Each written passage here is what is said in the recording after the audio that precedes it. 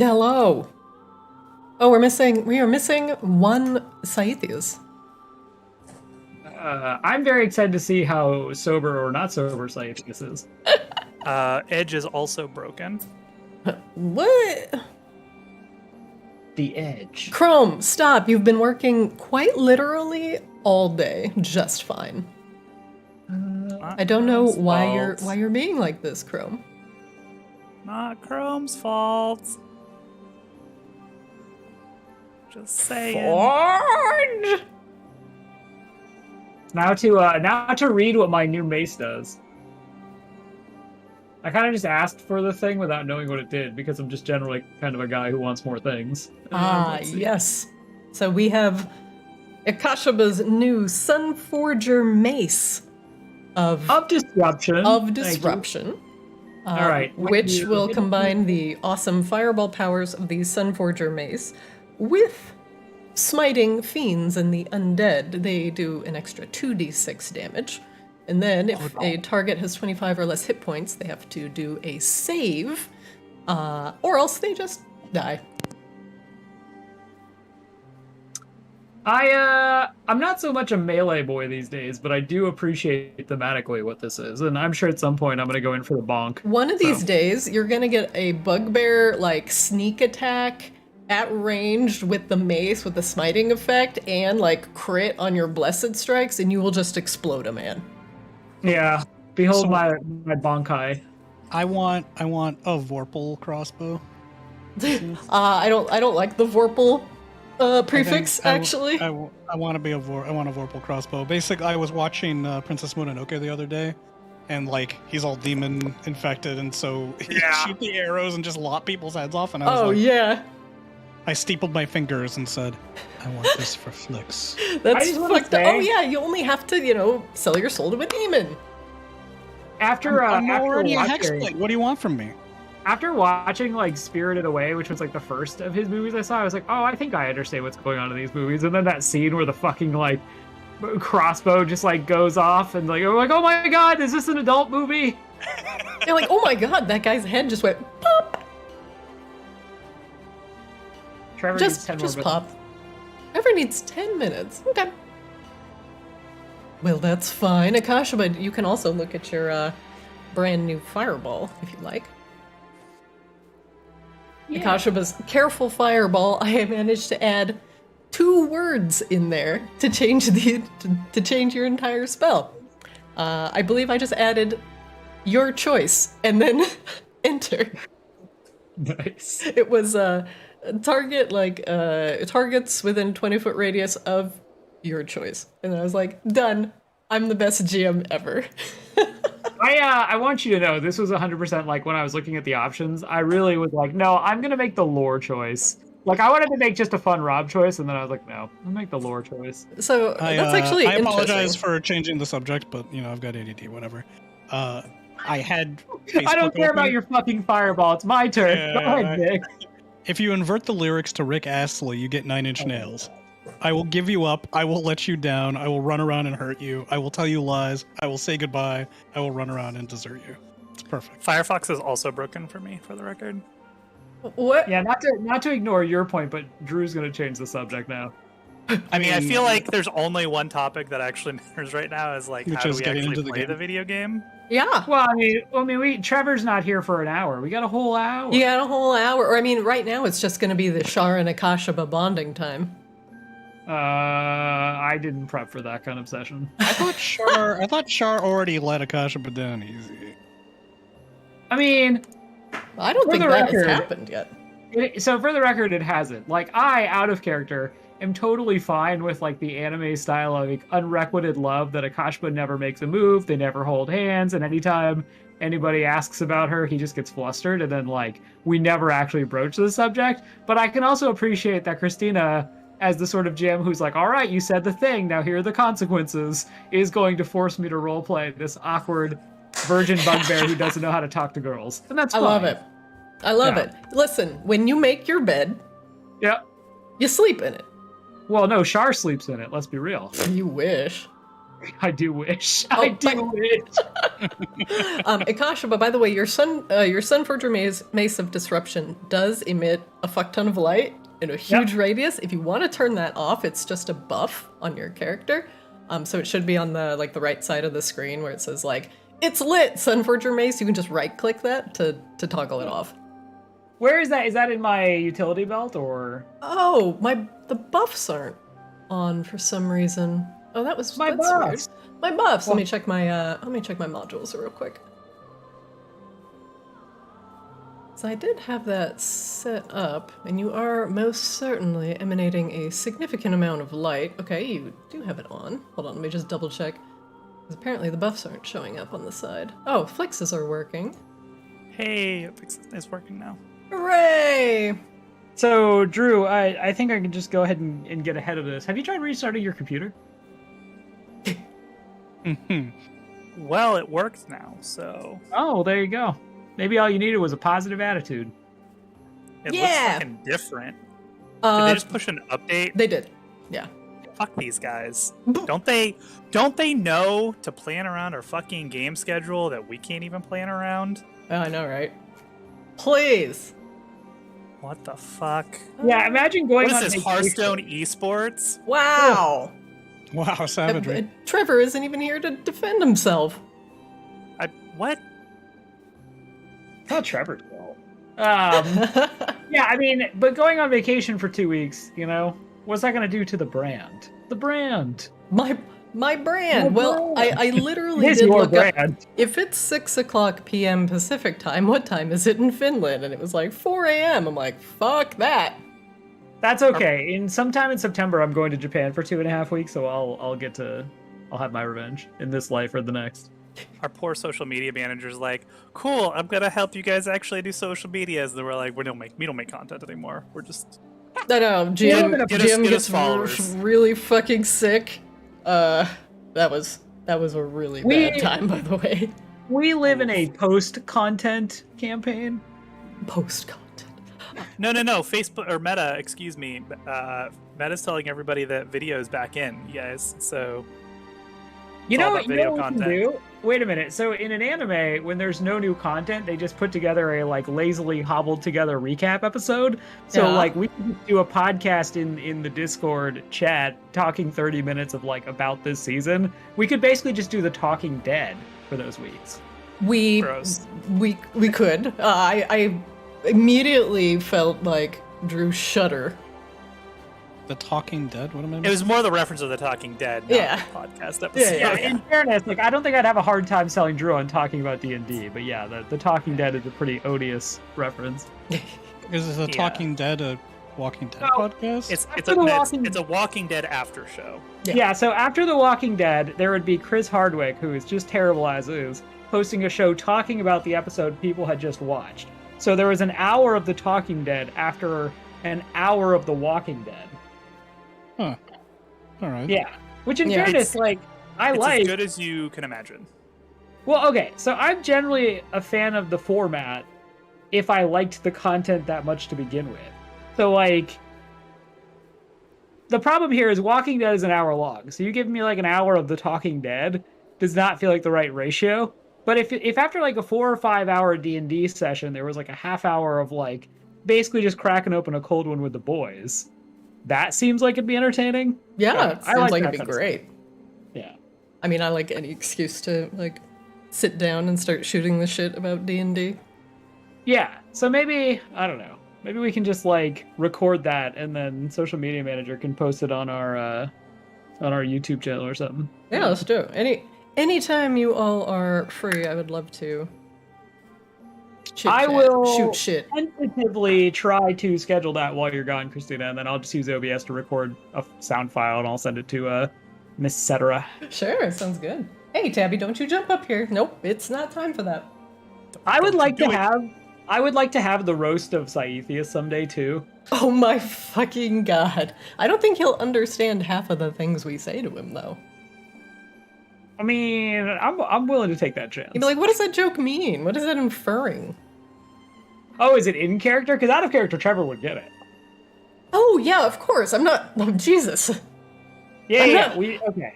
We can insult character Sai. We are not insulting Trevor. Hi, Trevor. Right. Hi, Trevor. Hi, Trevor. On a scale from 1 to 10, how saucy is Saithius? Well, he's also muted, apparently. He's forgotten how to talk. He has. He's so wasted, he cannot speak. It's wasted. Shway! Shit, need to restart.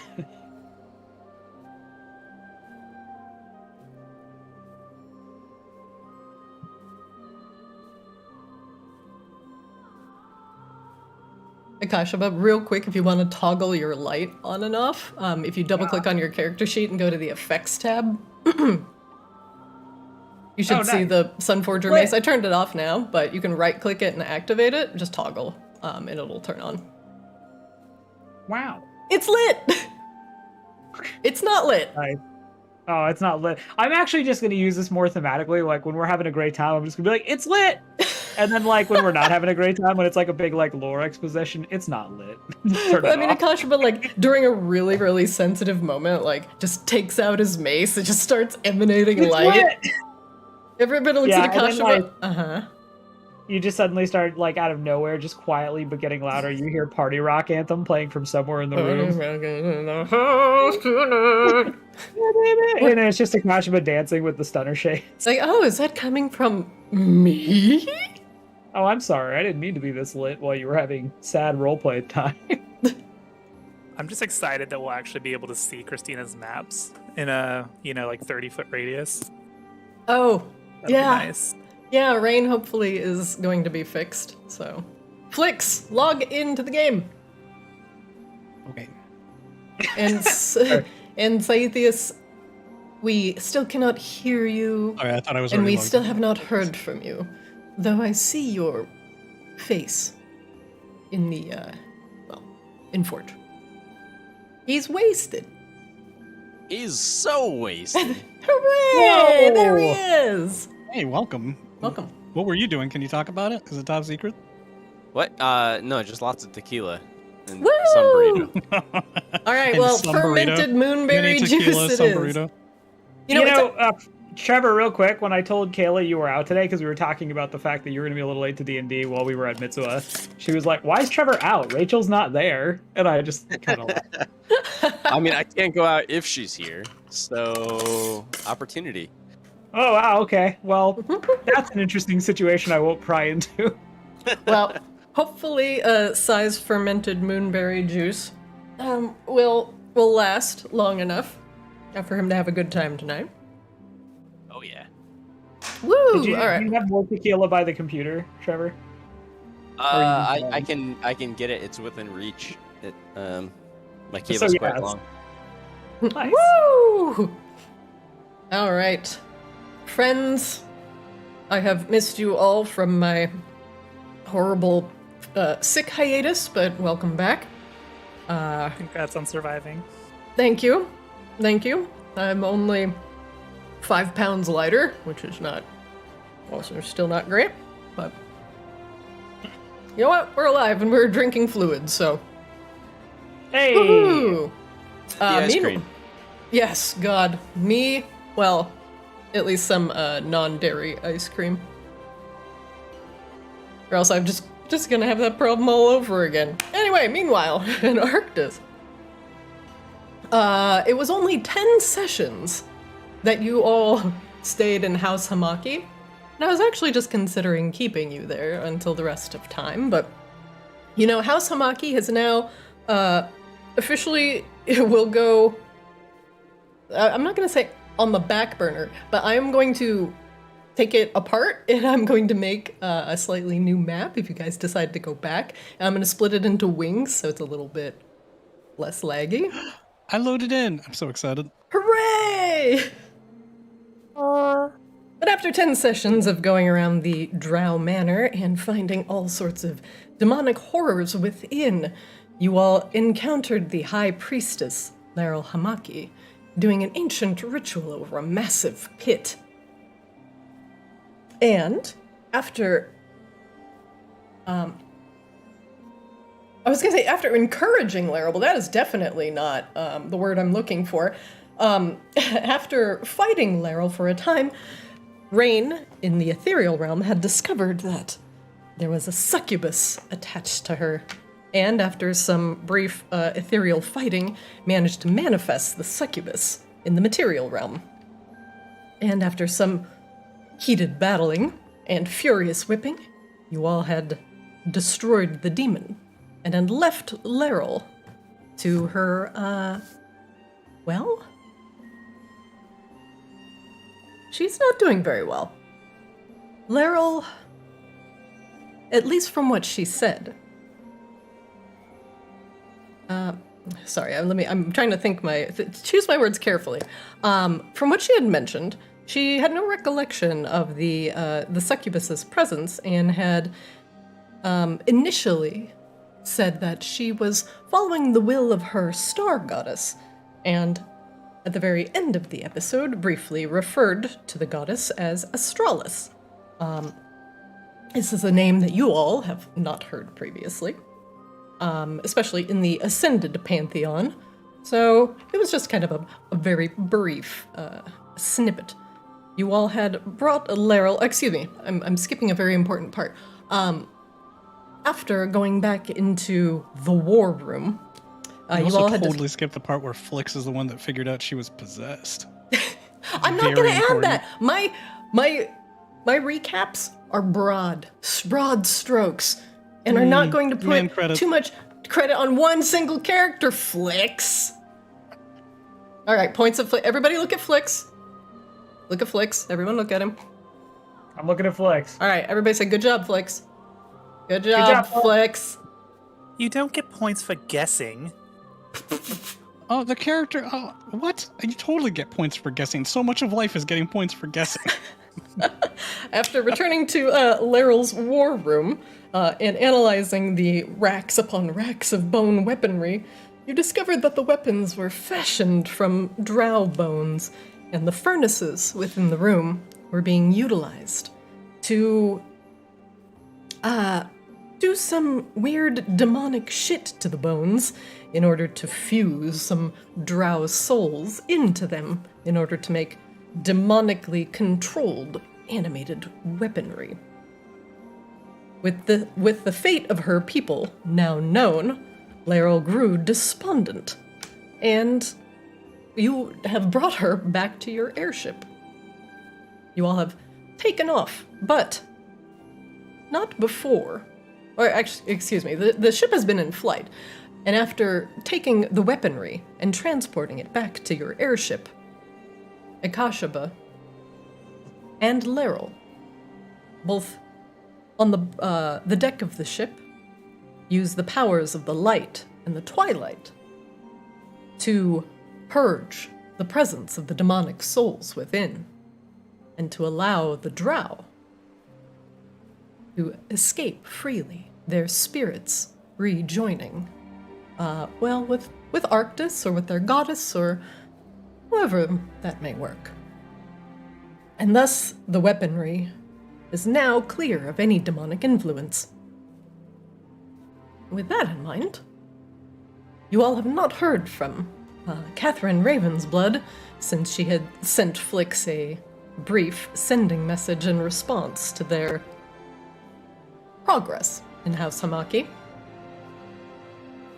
and are possibly growing increasingly concerned. That is where we will start today's session, as you all are sitting in the captain's quarters of the ship, planning your next move. You may begin. Oh, well, as much as fun as it was going through all of House Hamaki, I think this is maybe the last time we ever need to go through Giant Vampire Manor. Maybe in future we choose, and I mean this in all ways, smaller houses to deal with. Wait, we have to go where the treasures are. Hopefully they are in smaller houses, is all I mean. Speaking of which, our allies may be in danger if they're even still alive. I'm eager to find them. Catherine in particular, of course. Not for personal reasons, but because it is the right thing to do. No, it's fine. You want to find your girlfriend. I get it. She's not my girlfriend. It's a fluid arrangement. What? Well, was It's a fluid exchangement. Wait, let me do it in character. Wait, like, what kind of fluids, though? Do you honestly want the answer to that question? No, nobody wants the answer to that question. Well, I assume you share drinks. They seems like things maybe couples do. We definitely should drinks. Eris lifts an eyebrow. Akashima looks at Rain. I don't actually get that one. Is that like dirty to share drinks? Oh, like blood, because she drinks your blood. You said you are one little juice box. Oh, like, well, that's... I don't quite get it, but okay. So Eris was just explaining how his priceless family heirloom worked and might be able to help us find Catherine. Yes. Perhaps that would be a good, thing to talk about instead of fluid exchange. Yes, Are you just mad because Flix has his girlfriend? I don't really know that she's his girlfriend, but no, I don't care. Akash was gonna roll an insight check. Go ahead. Rain, you gonna roll a deception check? I mean, Is Rain gonna lie? Is Rain lying? Rain is not lying. Okay. Okay. So what do I get with a 13? I'll let Rain choose. You get a cocked eyebrow and really still not sure what you're getting on Akashaba, because it's not the first time you've made weird pointed suggestions. Her reaction seems genuine. Akashaba internally thinks, wow, Rain's such a good actress. And then, doesn't say anything. Eris, yes, the Orb of Stars?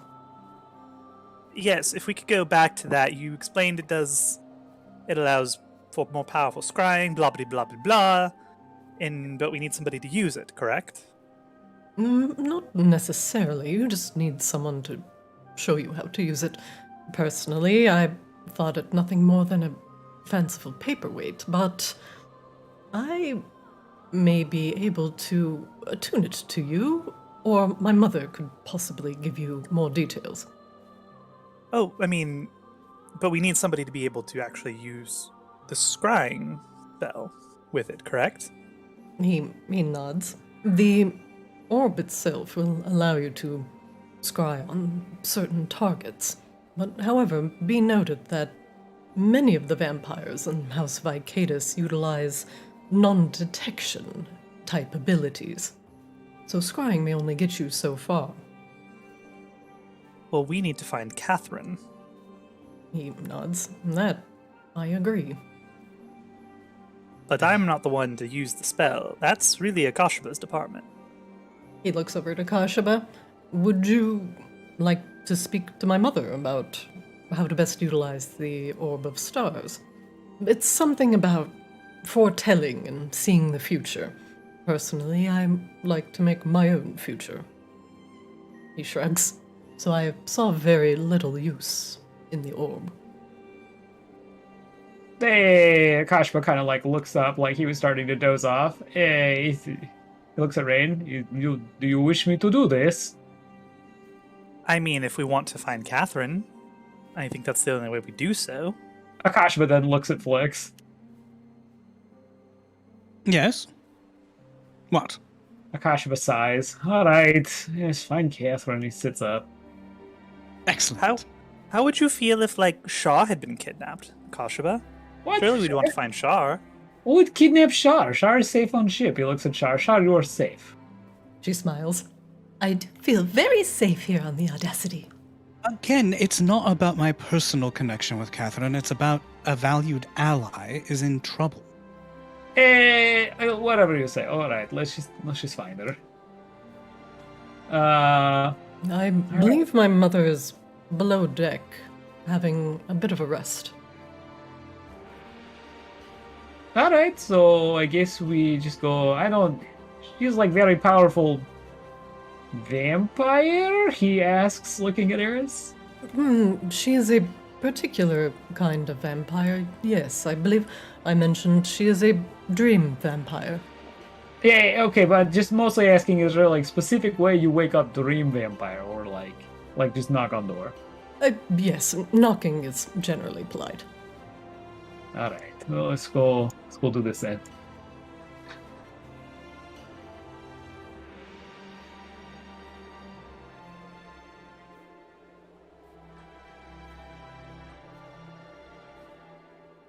Above board, Nick, when we were in House Hamaki, and Akashima said disparaging things about Catherine, Flix's response was not like that of a, oh, that's just my homie.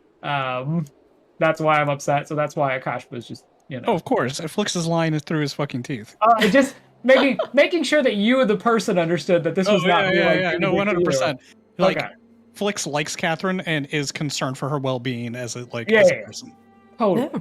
Flipperliska lunesti. It's a Slipperlisk Lunesti. Morris and Alara are standing near Lacaris's crystal, and they seem to be having a little bit of a discussion. Nothing heated. Morris is smiling, and he seems very jovial, actually. He seems to be in a very good mood. Oh, hello, Tabby. Wow, holy crap, you're large.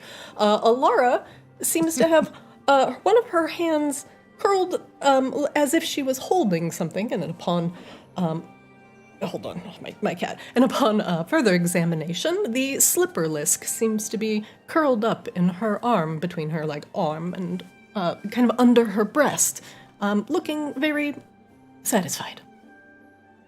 Akashima quirks a brow. Little Ajax, what are you doing? The Slipperlisk looks up. It makes a little happy squeak. I had to do a little bit of cat removal there. All right, well, that seems fair. I did leave you for some amount of time. It's only natural you would move on, I suppose. And he looks up at Alara. She just scratches the Slipperlisk's head. I didn't know you had a Slipperlisk. Well, it was actually Flix's, but he bought it and then lost interest, so yeah, technically... But it's not what happened! Although I left the Slipperlisk here for quite some time, I may not be much better. That's something to think on. Catherine... he seems to be in fine state. He's so adorable. I haven't seen a Slipperlisk in He has plenty of quite some emotions to time. feed on here, so it all works out rather well. Well, it's kind of weird, right? Like, he feeds on motion, she feeds on... Okay. Miss Lunesti? Yes, what can I do for you? Catherine has gone missing, and we need to find Catherine, and we have been told you maybe help with this. The Slipperlisk in Alara's arms goes, black.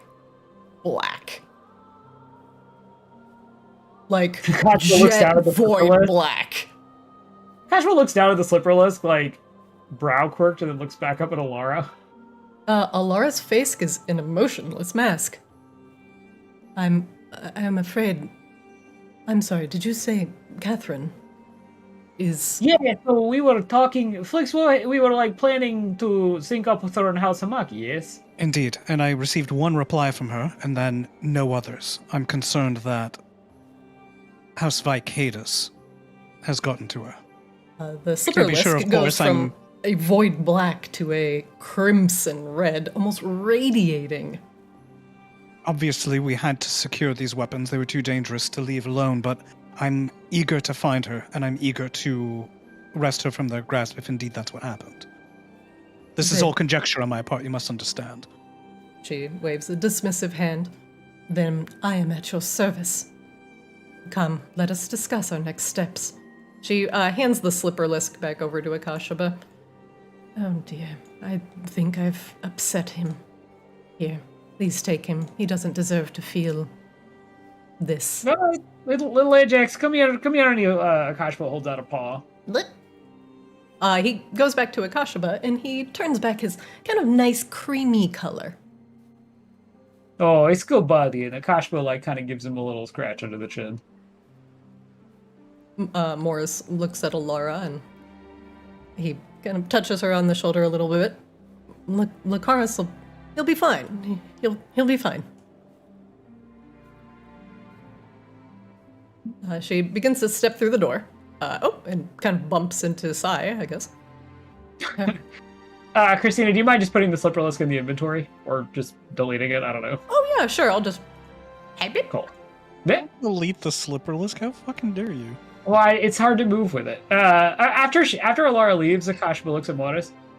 Well, you all were talking about how to save Lucaris. Alara and Lucaris are actually quite close. She's very, very concerned for his well-being. And she wanted to know, at least, well, how he got here and kind of the whole story behind the whole thing. I let her in on, what's up. He kind of pats the crystal. But she did not have way to uncrystal him. He shakes his head. No, but she did bring up the fact that we could potentially explore seeing if we could get into his dreams. But with the close proximity of the demon in the crystal as well, she said it could be a particularly dangerous endeavor. But not one for now. He seems to be doing okay. Oh, and I was going to talk to Sai about his flowers are flowering. None of them have tried to murder you yet, have they, Morris? Yeah. No, not a single one. The pollen makes my nose a little itchy.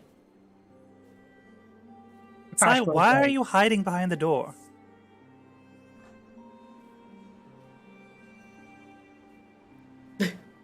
Trevor, are you muted?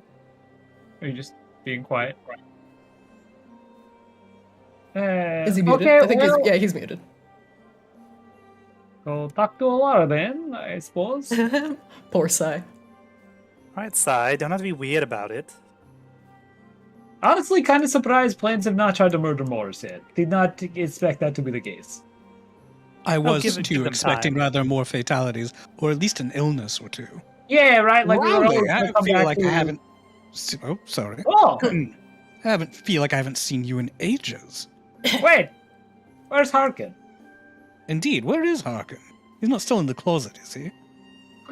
Rally shakes her head. No, he's...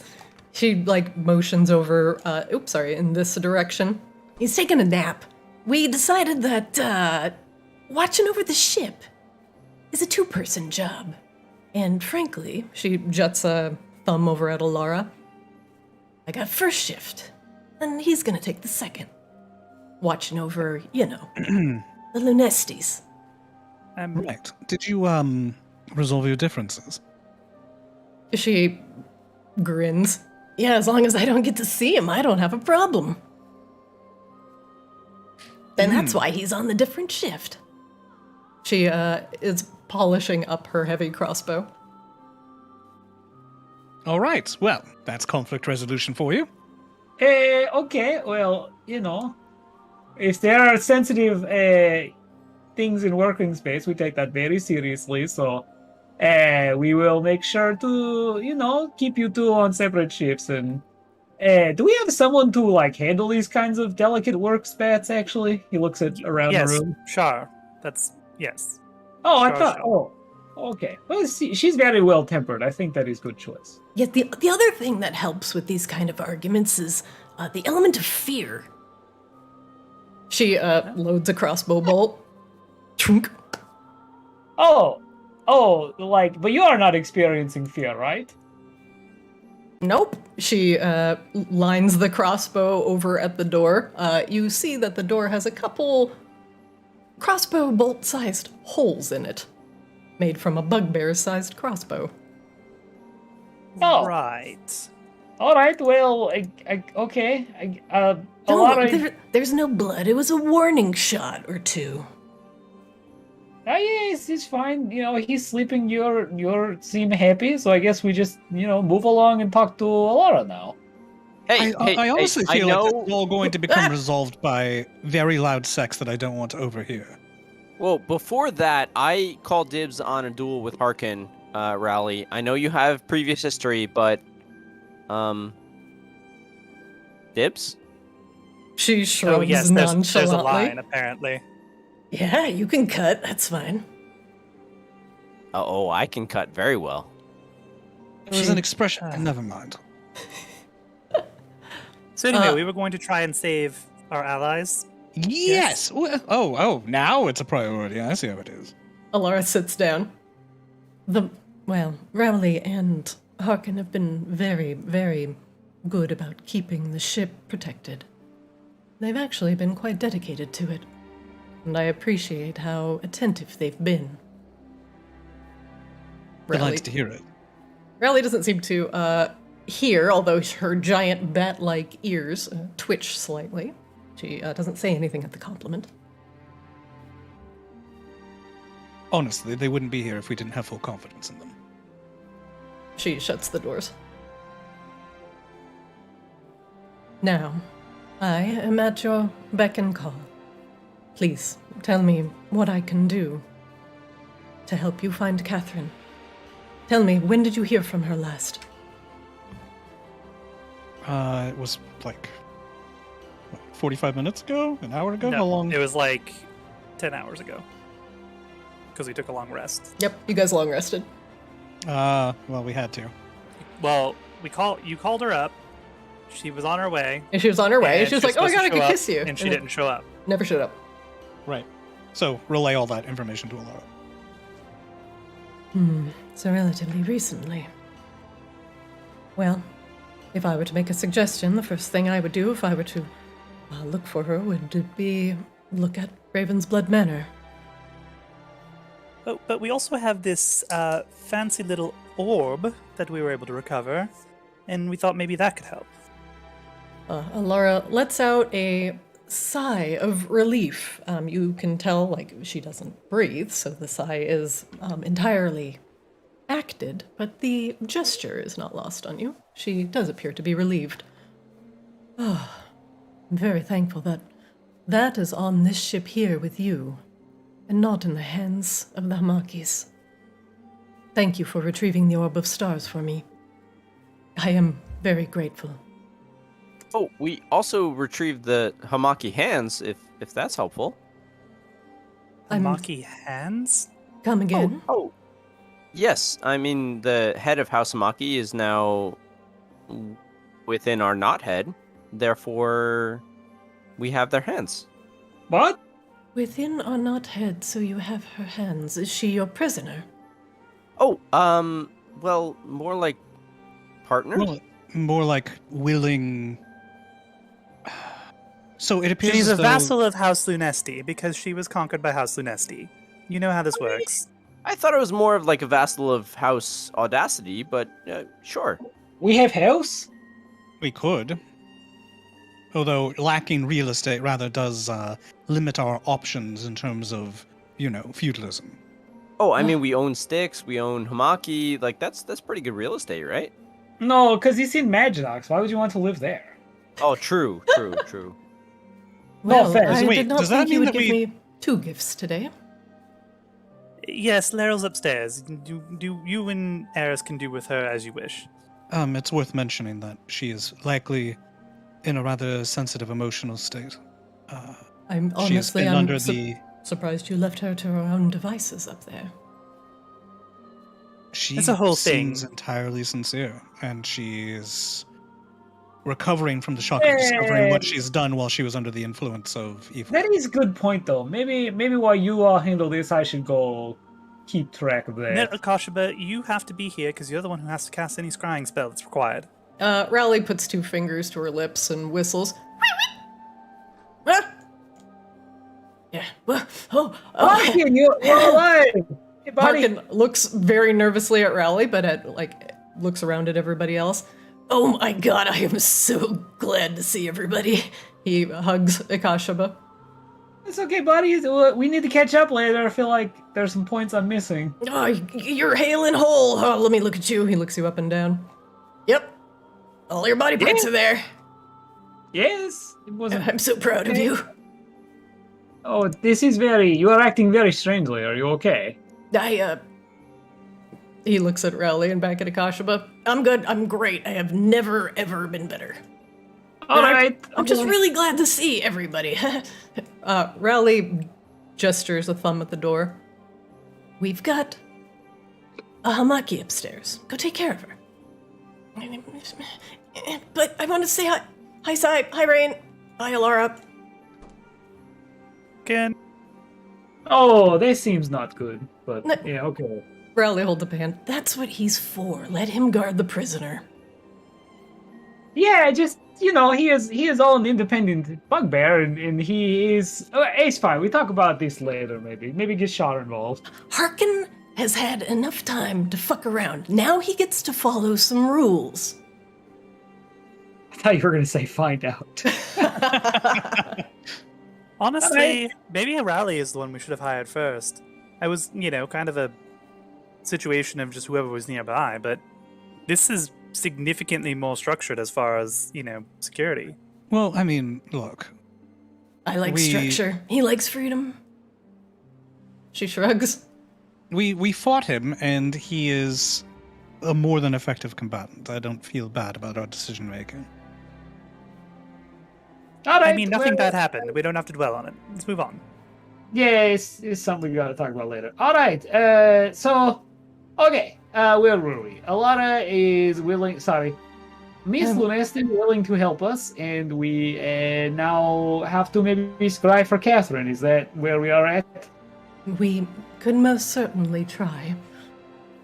But we may have some trouble with the Vicadon's non-detection spells.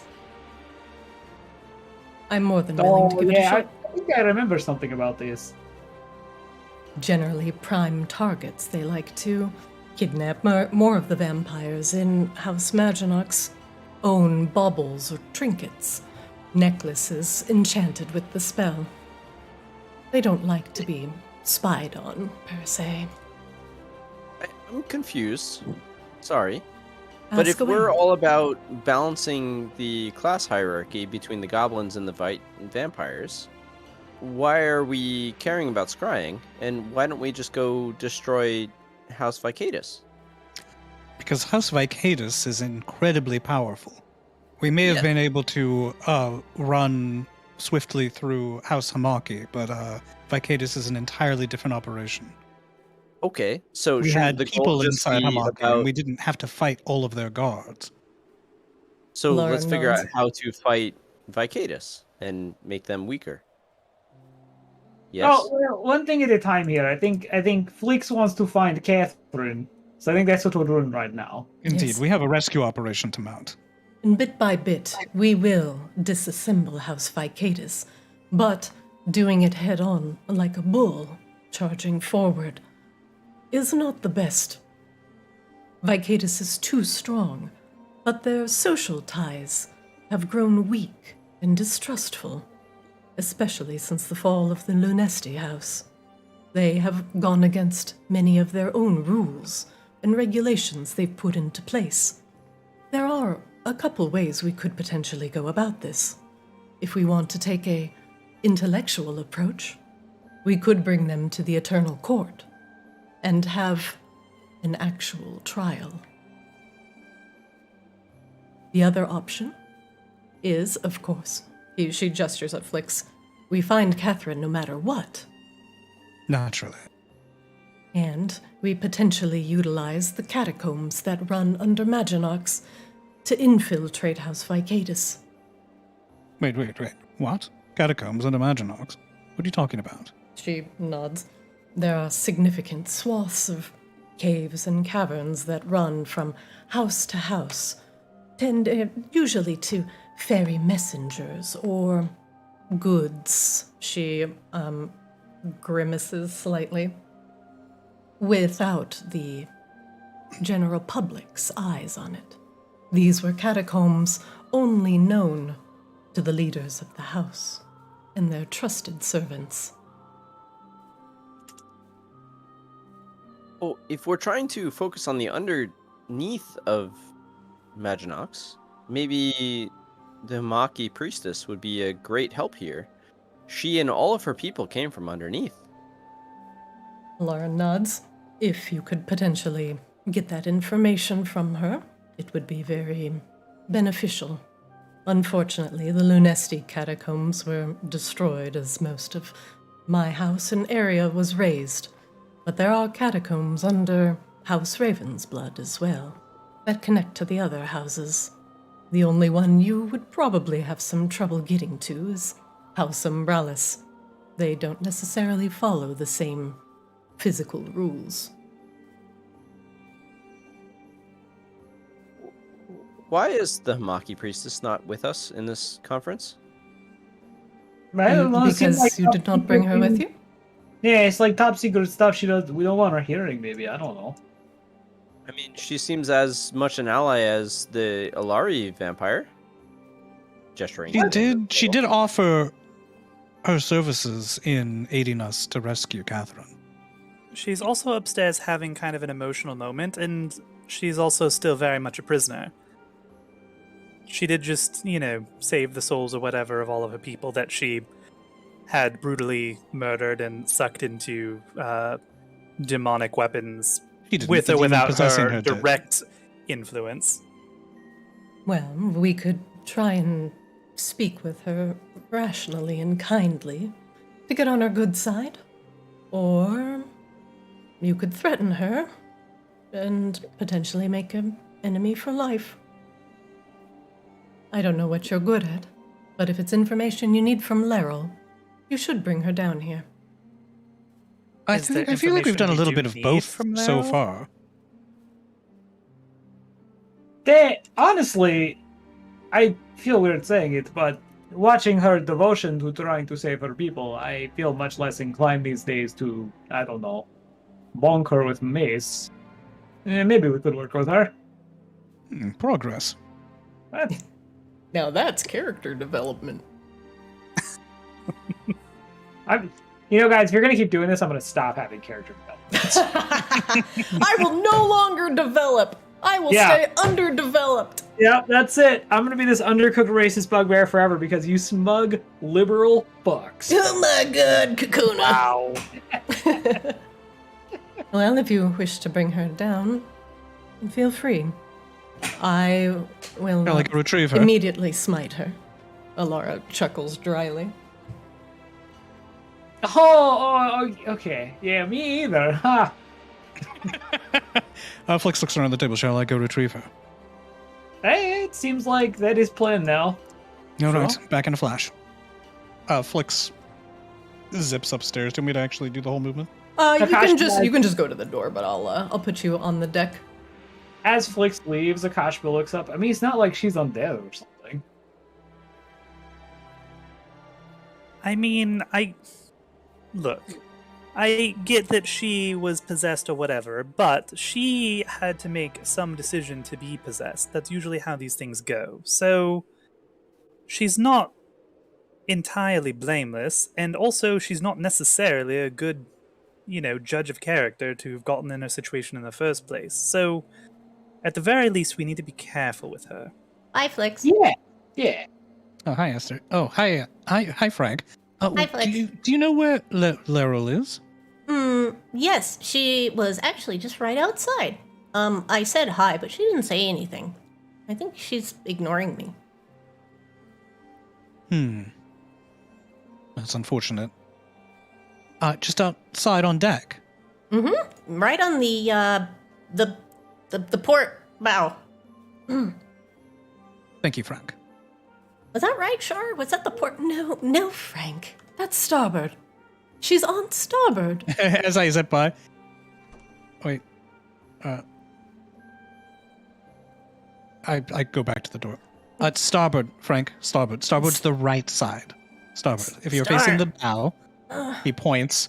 Starboard is on the right. He makes an exaggerated right gesture. Port is on the left, where the ladders are. Port.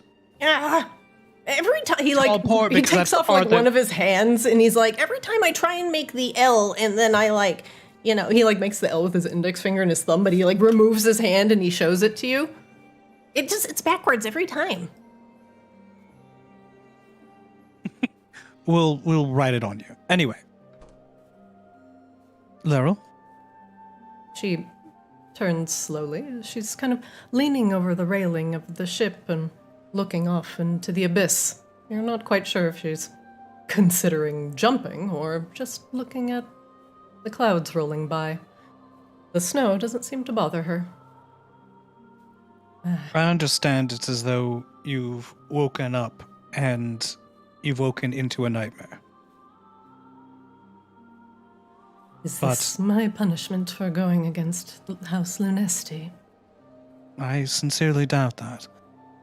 Perhaps this is a nightmare. But it will only remain a nightmare so long as you allow it to. The sooner that you can collect yourself and take actions to correct what has happened, the sooner you can forge a future that you can live with. But what can I even do? My people are gone. I can't bring them back. Not all of them are gone. Not all of them, and we still need your help. There's still What- wrongs to be righted. What could I possibly do? Fall into the thrall of another demon? She says, mildly sarcastically. She just sighs, Forgive me. She shakes her head. I understand. I really do. You're wrangling with the enormity of everything that's happened. The burden, But, feel- Laryl, there will be time to process that in the future. For now, there are things that must be done here, in this moment, right now, that cannot wait. And you have information that can help us. Make me a Are you willing persuasion. to- Make me a persuasion check, Felix. Sure. I help from below decks. 27. You see her glance down, and she pushes herself back away from the railing of the airship. If there is a way that I can even begin to make amends for what I have done, then I shall do it. Tell me, what is it you wish? Well, for now, follow me. I believe we have some questions for you below decks. Of course.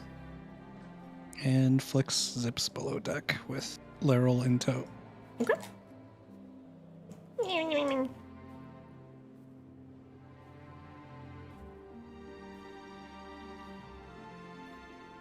All right, I will put you back below.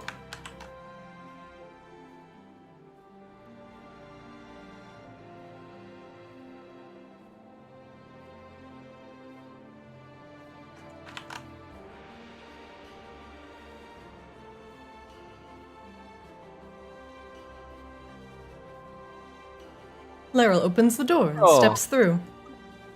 Welcome! Sai gives her a big hug, unless she visibly dislikes it. She is cold to the touch. Her shoulders are damp because she's been out in the snow, just staring at nothing. And her eyes are bloodshot, probably excessive weeping. But she does she does not shrug off the hug. Well, it's very important for us to balance all emotions, the sad with the good, and so clearly you've had some sad. So here's some camaraderie for the good. Why don't you take a seat?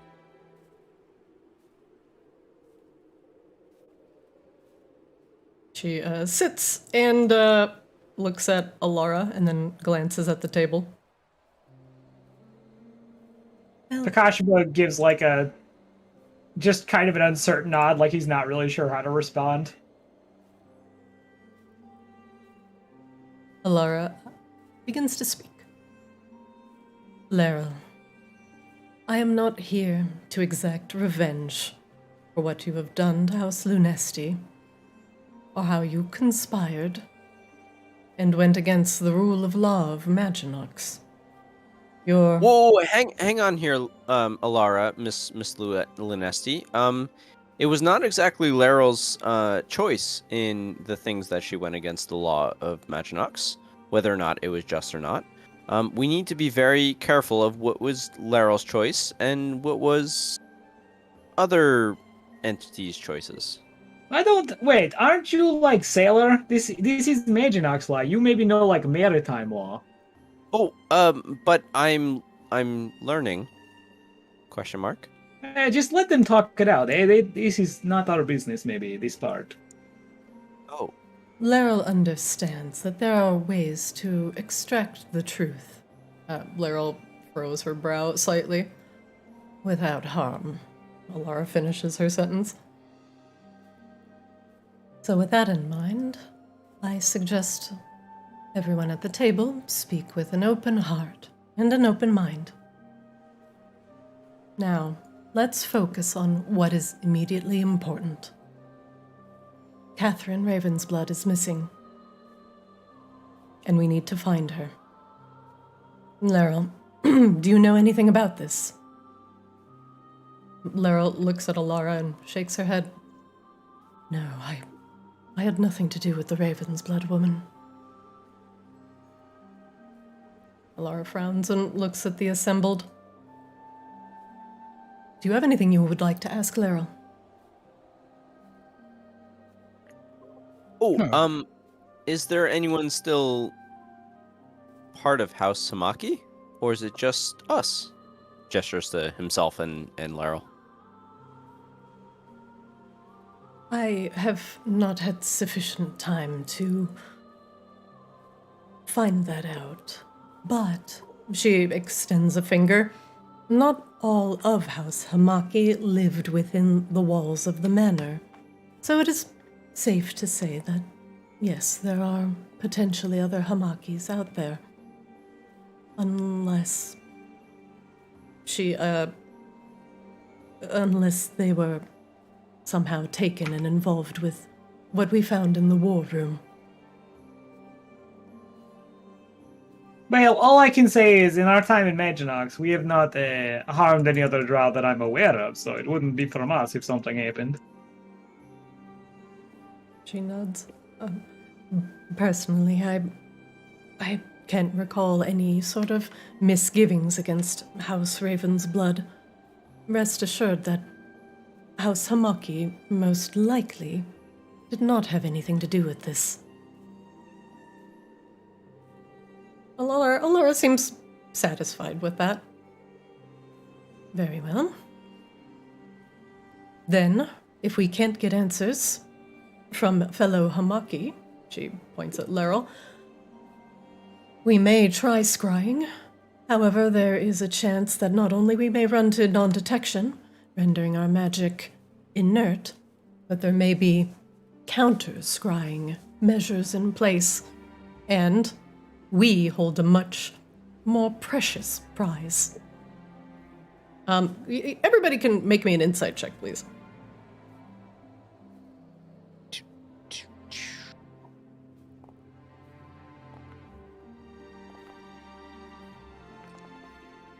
Hey, booyah. Ikashima, you're the only one who picks up on this. For Alara, you're not actually sure if it feels like Lucaris is a larger prize than Catherine. Alara actually cares a lot about Catherine. Kashba just kind of like looks and doesn't say anything. Like there is definitely a deeper connection there. Like they are like possibly in a relationship or lovers or something similar. I think even with that insight check, I'm not sure Akash was honestly mature enough to really know that. But I do think between like that insight check and what he saw the Slipperlisk do, like I do think he's like put something together that they are actually very close. But he doesn't say anything. Now, if we do decide to partake in a little bit of scrying, I may suggest two things. One, we don't do it on the Audacity. And two, she looks at Laryl, we potentially do it under the light of the stars. Maybe. Just maybe.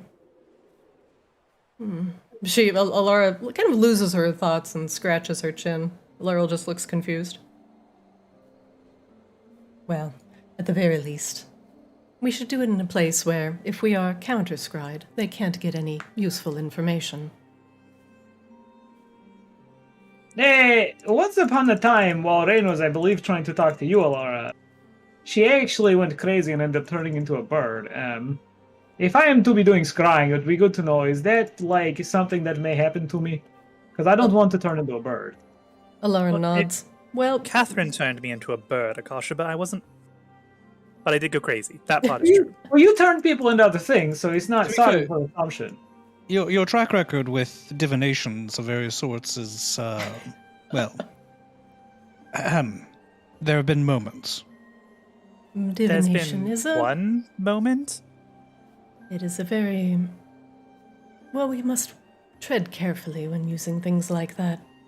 While Laryl and I can be considered masters of the art, other vampires have had significant time to hone their own skills at magical spying. Alara sighs. When you open up your mind to the magic, there is always a chance that something can travel back on your river of thought, and I don't want anything happening to you all. Oh, that actually reminds me of a thing my mentor once told me. He says an open mind is likely to take infection. Maybe this is what he meant. Your mentor is very wise. Very wise indeed. I'm not sure that I agree with that particular sentiment about this particular bit of wisdom, but, Alright, well, it sounds like there is some risk, but I feel relatively safe in this, I think.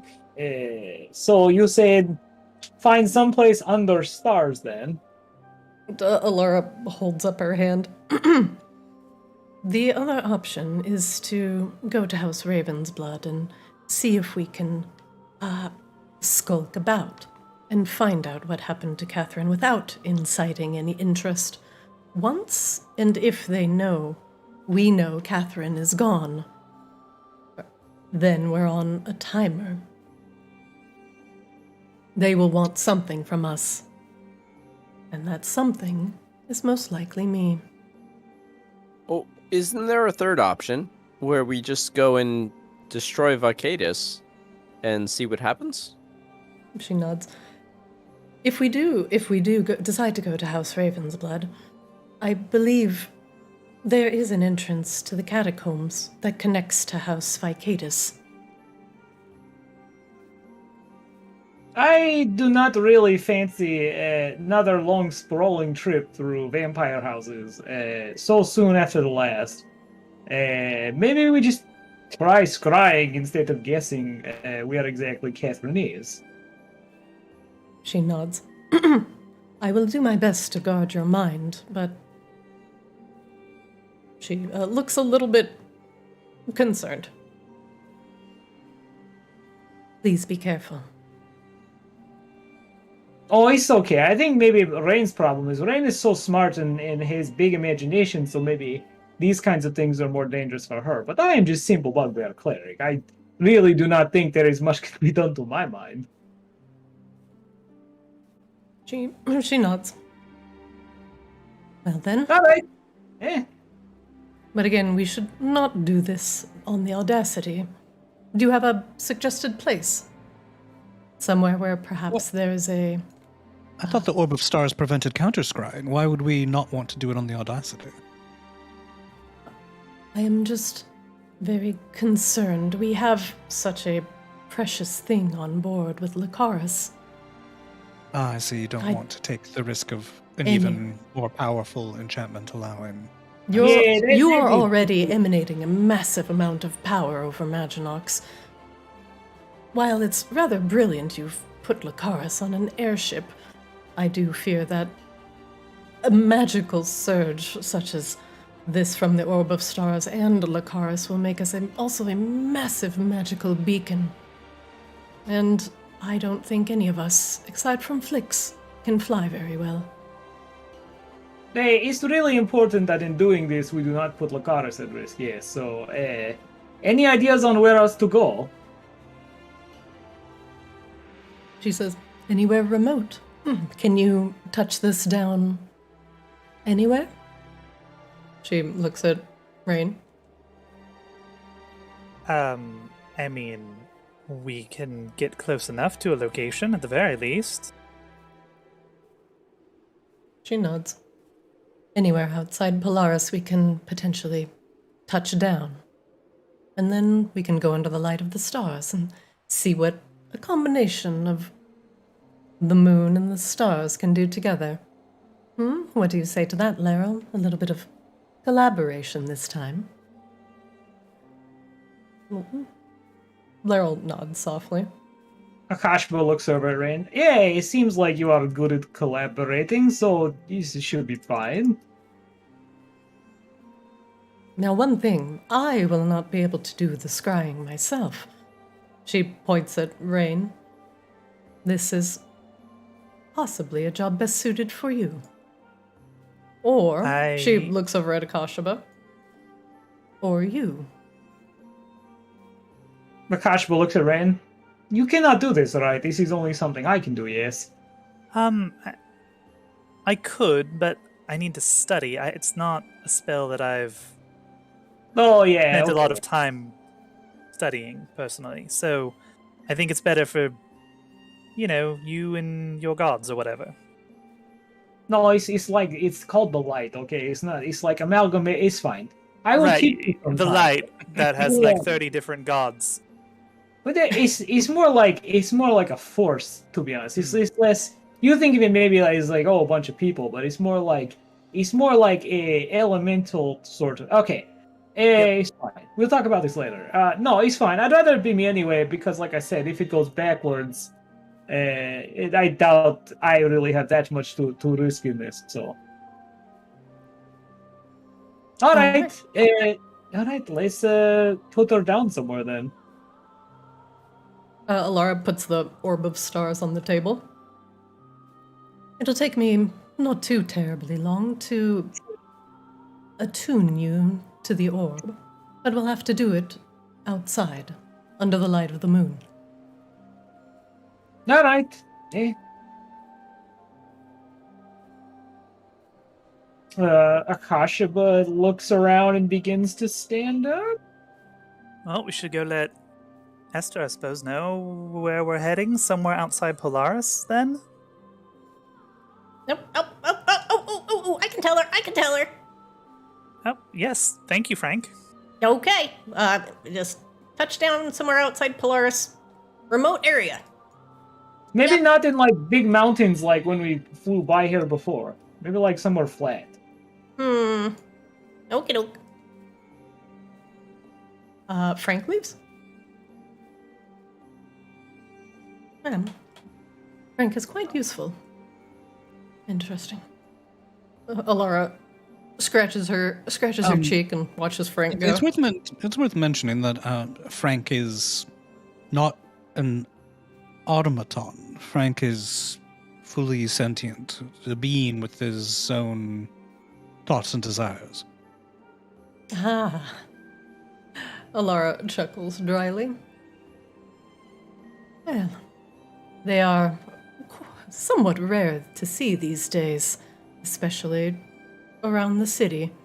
I'm actually kind of curious. How did you manage to acquire a sentient skeleton?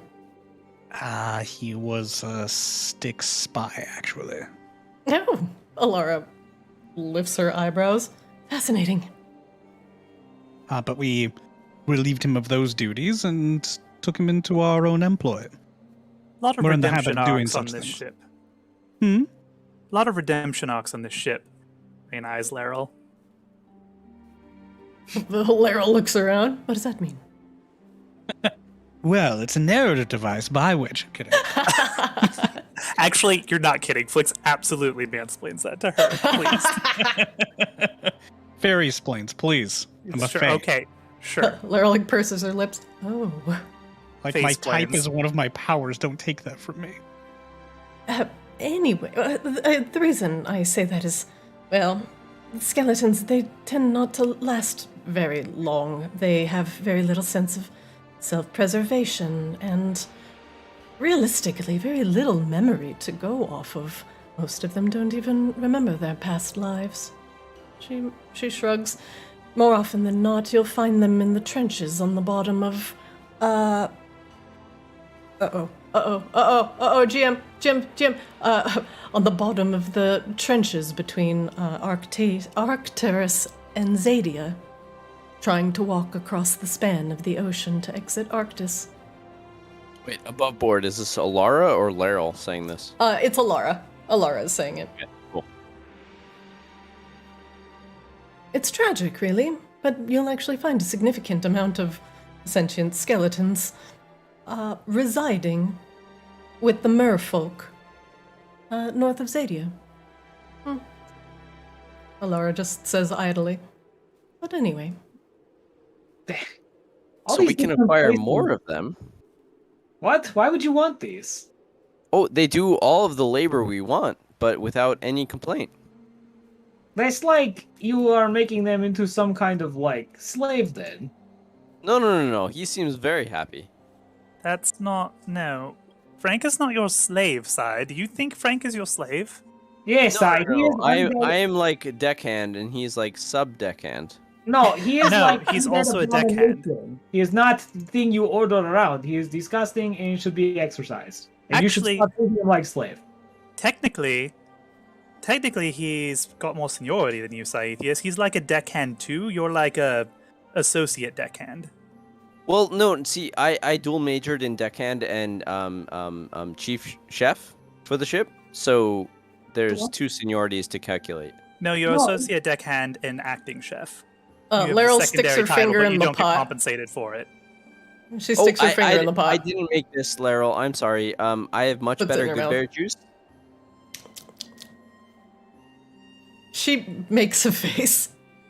Oh, that's not me. That's Frank. Oh. He followed my instructions, but not exactly right. I'm sorry. She goes Question mark? cross-eyed. It's so salty. Salty. What? Oh, he doesn't have taste buds. You always have to taste your final ingredients before you put them in. She chugs whatever water is on the table. Oh, Oh, yes, I made that water.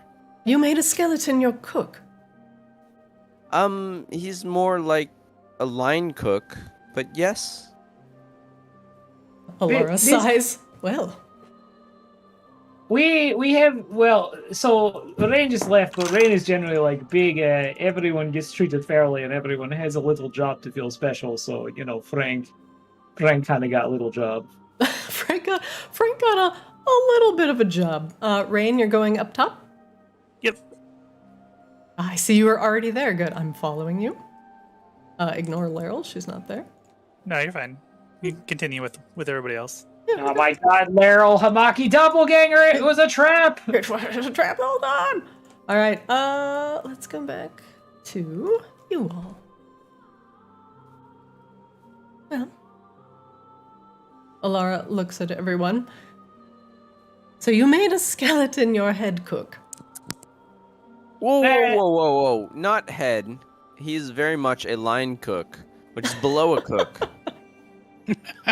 Oh dear. Saithis, now, if I want to give you a little bit of advice about running a house or an airship, may I suggest hiring a cook with some taste buds?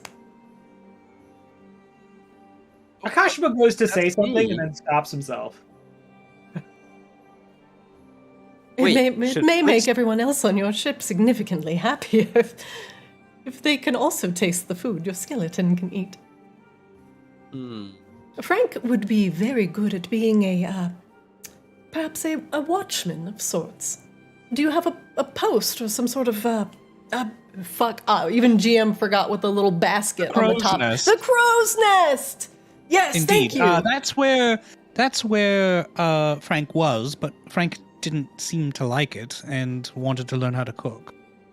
Yes, and you see there's lots of stirring and like boiling and other mundane things that it seemed like the skeleton was good at that I didn't want to do. But Lara laughs. I'm positive that skeleton can cook. Frank has to be more than 400 or 500 years old. He just Yes. At has... least he dates back to the founding of Maginox. She nods. At least the wear and tear on his bones was significant. He has been around and managed to not get himself stuck in the side of a mountain or at the bottom of the ocean. are you suggesting we put him at the bottom of the ocean? No, I'm saying that skeletons have the memory of a goldfish and the curiosity of a cat. Oh, yes, and that's why I wrote all the recipes and all the ingredients. Actually, I asked Frank to write them. But in front of all I'm of the positive he different did not do that. stations- Oh, no. He didn't do the first thing I asked of him. Frank. Memory of a goldfish. She taps her head. They are quite good at menial tasks, though.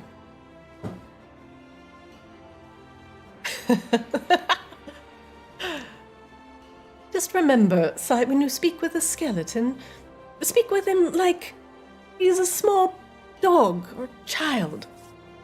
In one ear, out the other. Cooking That seems awfully recipes. condescending, isn't it? She shakes her head.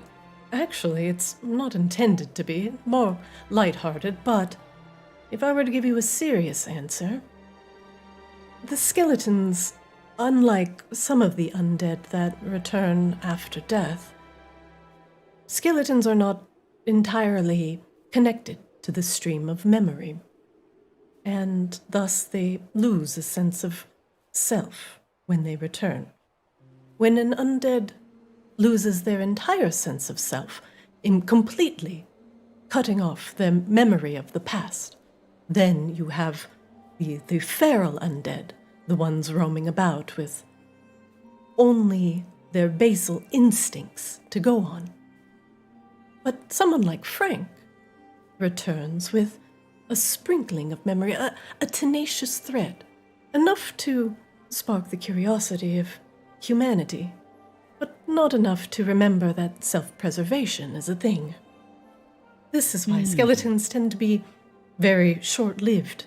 They like to be where the people are, the action is, to live in the moment, and to experience all they can before they eventually, potentially expire.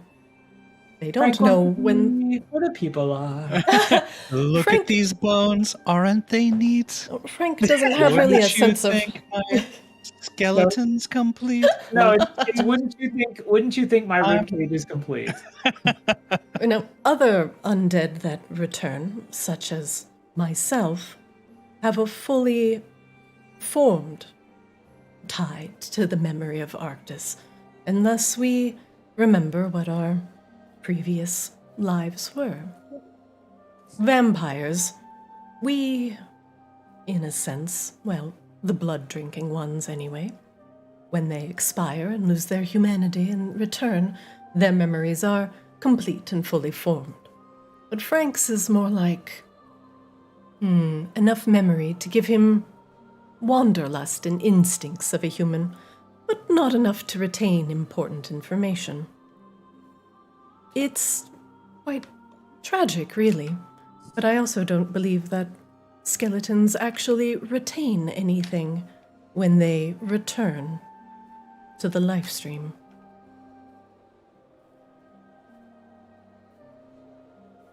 That's a little bit of, well, skeleton lore for you. There are multiple, I suppose, elements that comprise all of us. The memory, elements, the physical, the emotional. And everyone has a little bit of everything.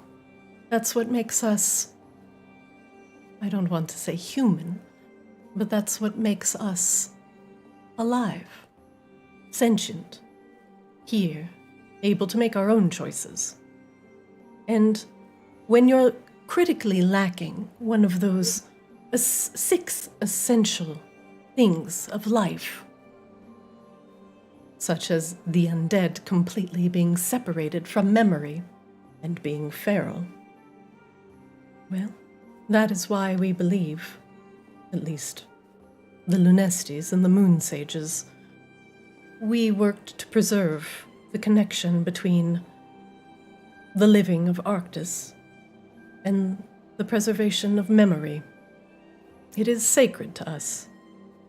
And also, as a side effect, why I know so much about skeletons.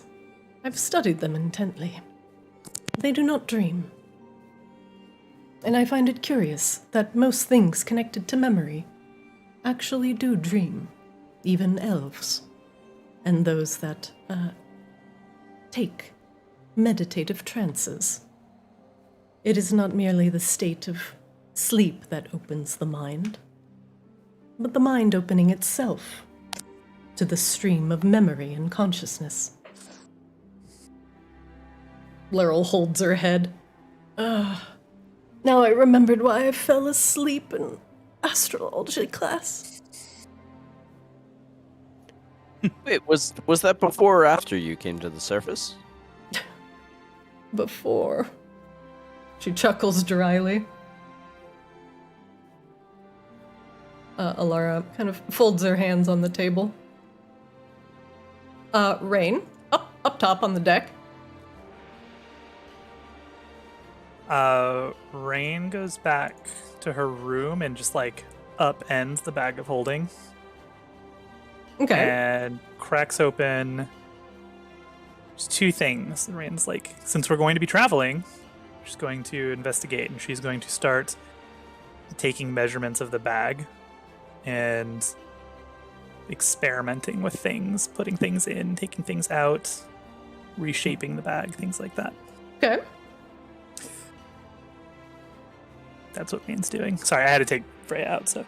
Oh, separated no myself. problem. I see Akashaba is also up here.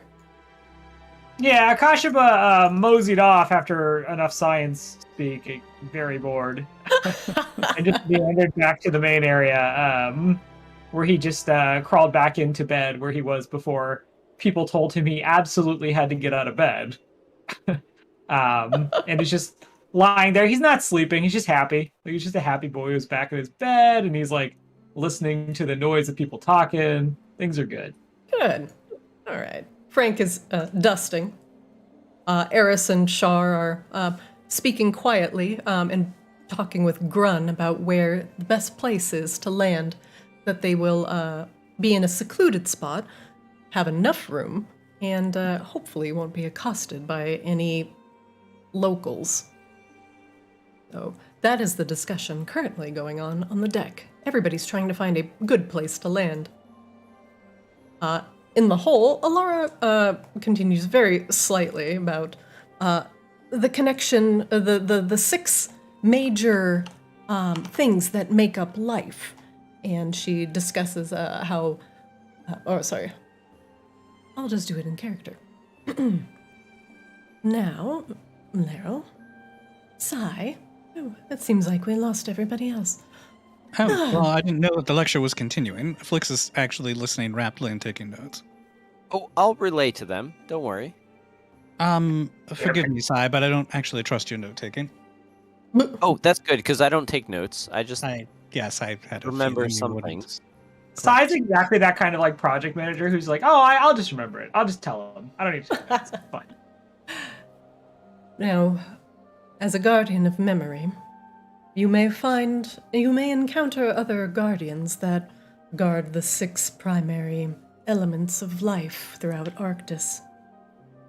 You may find now the 6 major things, and you may remember that there are 6 things because all snowflakes have 6 points. And snowflakes are a common iconology in Arctis. Anyway. Like hexagons. Ooh, Sai, are you smart enough to know what?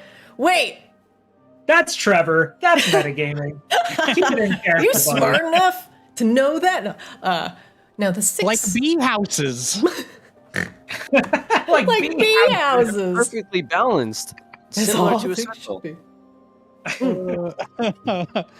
Well, actually, Saithius, when you talk about balance, yes. Alara draws a snowflake on the table. Actually, GM is going to do this like this. Oh my god, please. Okay.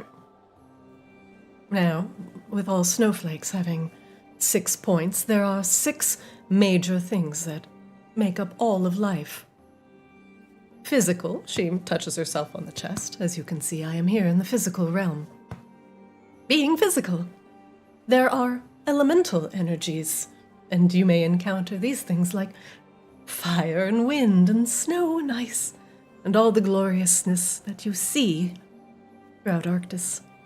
And there is our spiritual energy as well, and things that connect us to well, everything else. Kind of the glue that keeps us together and the conduit of magic. And then there is memory.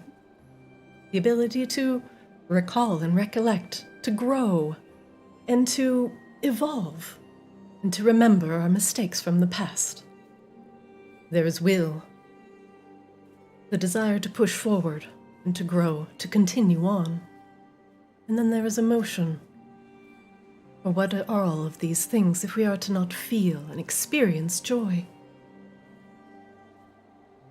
She kind of taps all of the points. Everyone has a little bit of everything in some amount or capacity. But people like the Umbrellans, who are, well, have returned as ghosts, lack the physical, but are very strong in spiritual energy. But they lack physical form, and so they cannot manifest as easily on this plane. Some beings are almost entirely elemental, and you will find these on the elemental planes, realities and worlds similar to ours, but infused with energies of the elements. She dismisses the snowflake image.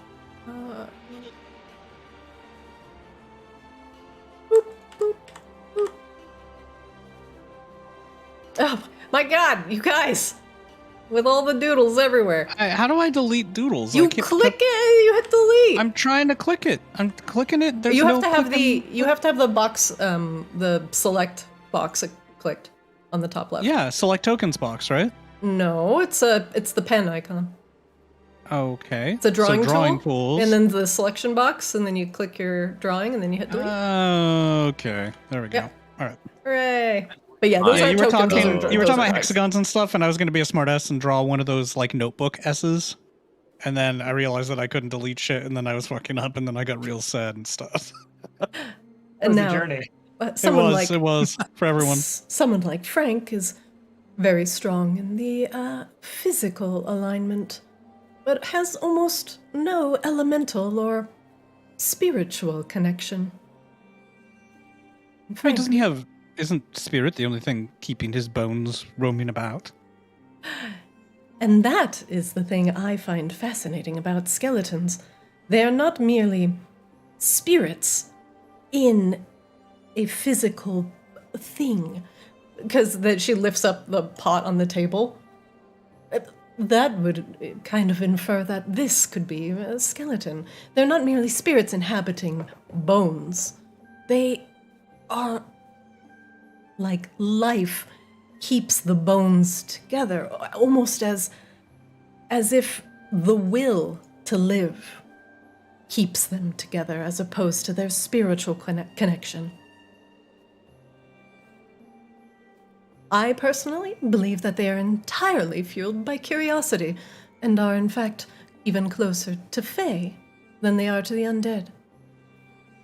Interesting. I suspect that there's far too much actual remnant biological matter for that to be true, but, well. Or not enough. I believe that it's actually their severed connection to the memory that mostly makes them separate from the Fae. That they are held together by the will to explore, while Fae merely love to explore. We do, don't we? Well, that was fascinating. I have some reading to do, but I have taken thorough notes. Of course. Once we touch down at our destination, perhaps you'll learn a thing or two about divination. I would be delighted. I've recently rather plugged myself into the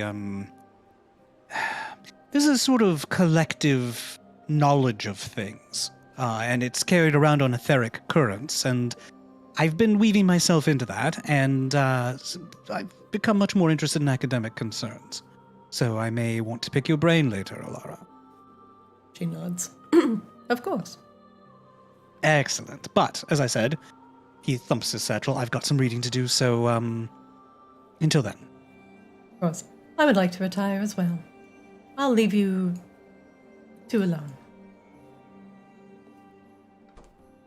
Alara takes a nap. Laryl looks up at Sai.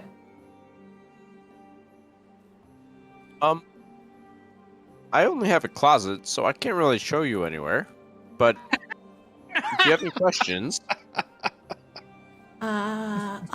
She slowly stands up. Rally kind of jerks a thumb over to the door. I think I see some cots over there, side. You know what? Don't worry about me. I will be perfectly fine. I just am very tired. That's all. Oh. Okay. I'm. Have a nice closet. Oh, She shuts the door. remember back when she was just throwing herself at you? Man. Sai from behind you, you hear a very quiet whistle. Just a very quiet, low whistle, like. Man. Rowley just makes kind of a noise. Ooh. Hi, Raleigh. Would you like to duel? Yeah, let's go. Oh, okay. Yeah, what's your weapon of choice? You like archery? You like dagger fight? You want a boffer? You got a stick? Oh, usually I like pointy things, so sticks work. I'm more of an archer. You want to do a little bit of both? How does that work? I shoot a target. You shoot a target. We wrestle bare knuckled. Neither of those things sound good. Is there a third option? We see who can lift the heaviest thing. No, I'm quite... I mean, there's so many duels we could potentially do. I have dice. What if we convince Harkin to do something, and then whoever convinces him harder wins? What? No, I just point my crossbow at his face and he'll do whatever I want. Oh, but I point my rapier at his face, and he doesn't do what I want. But this isn't a challenge. This isn't a duel. I need to challenge your personal skill.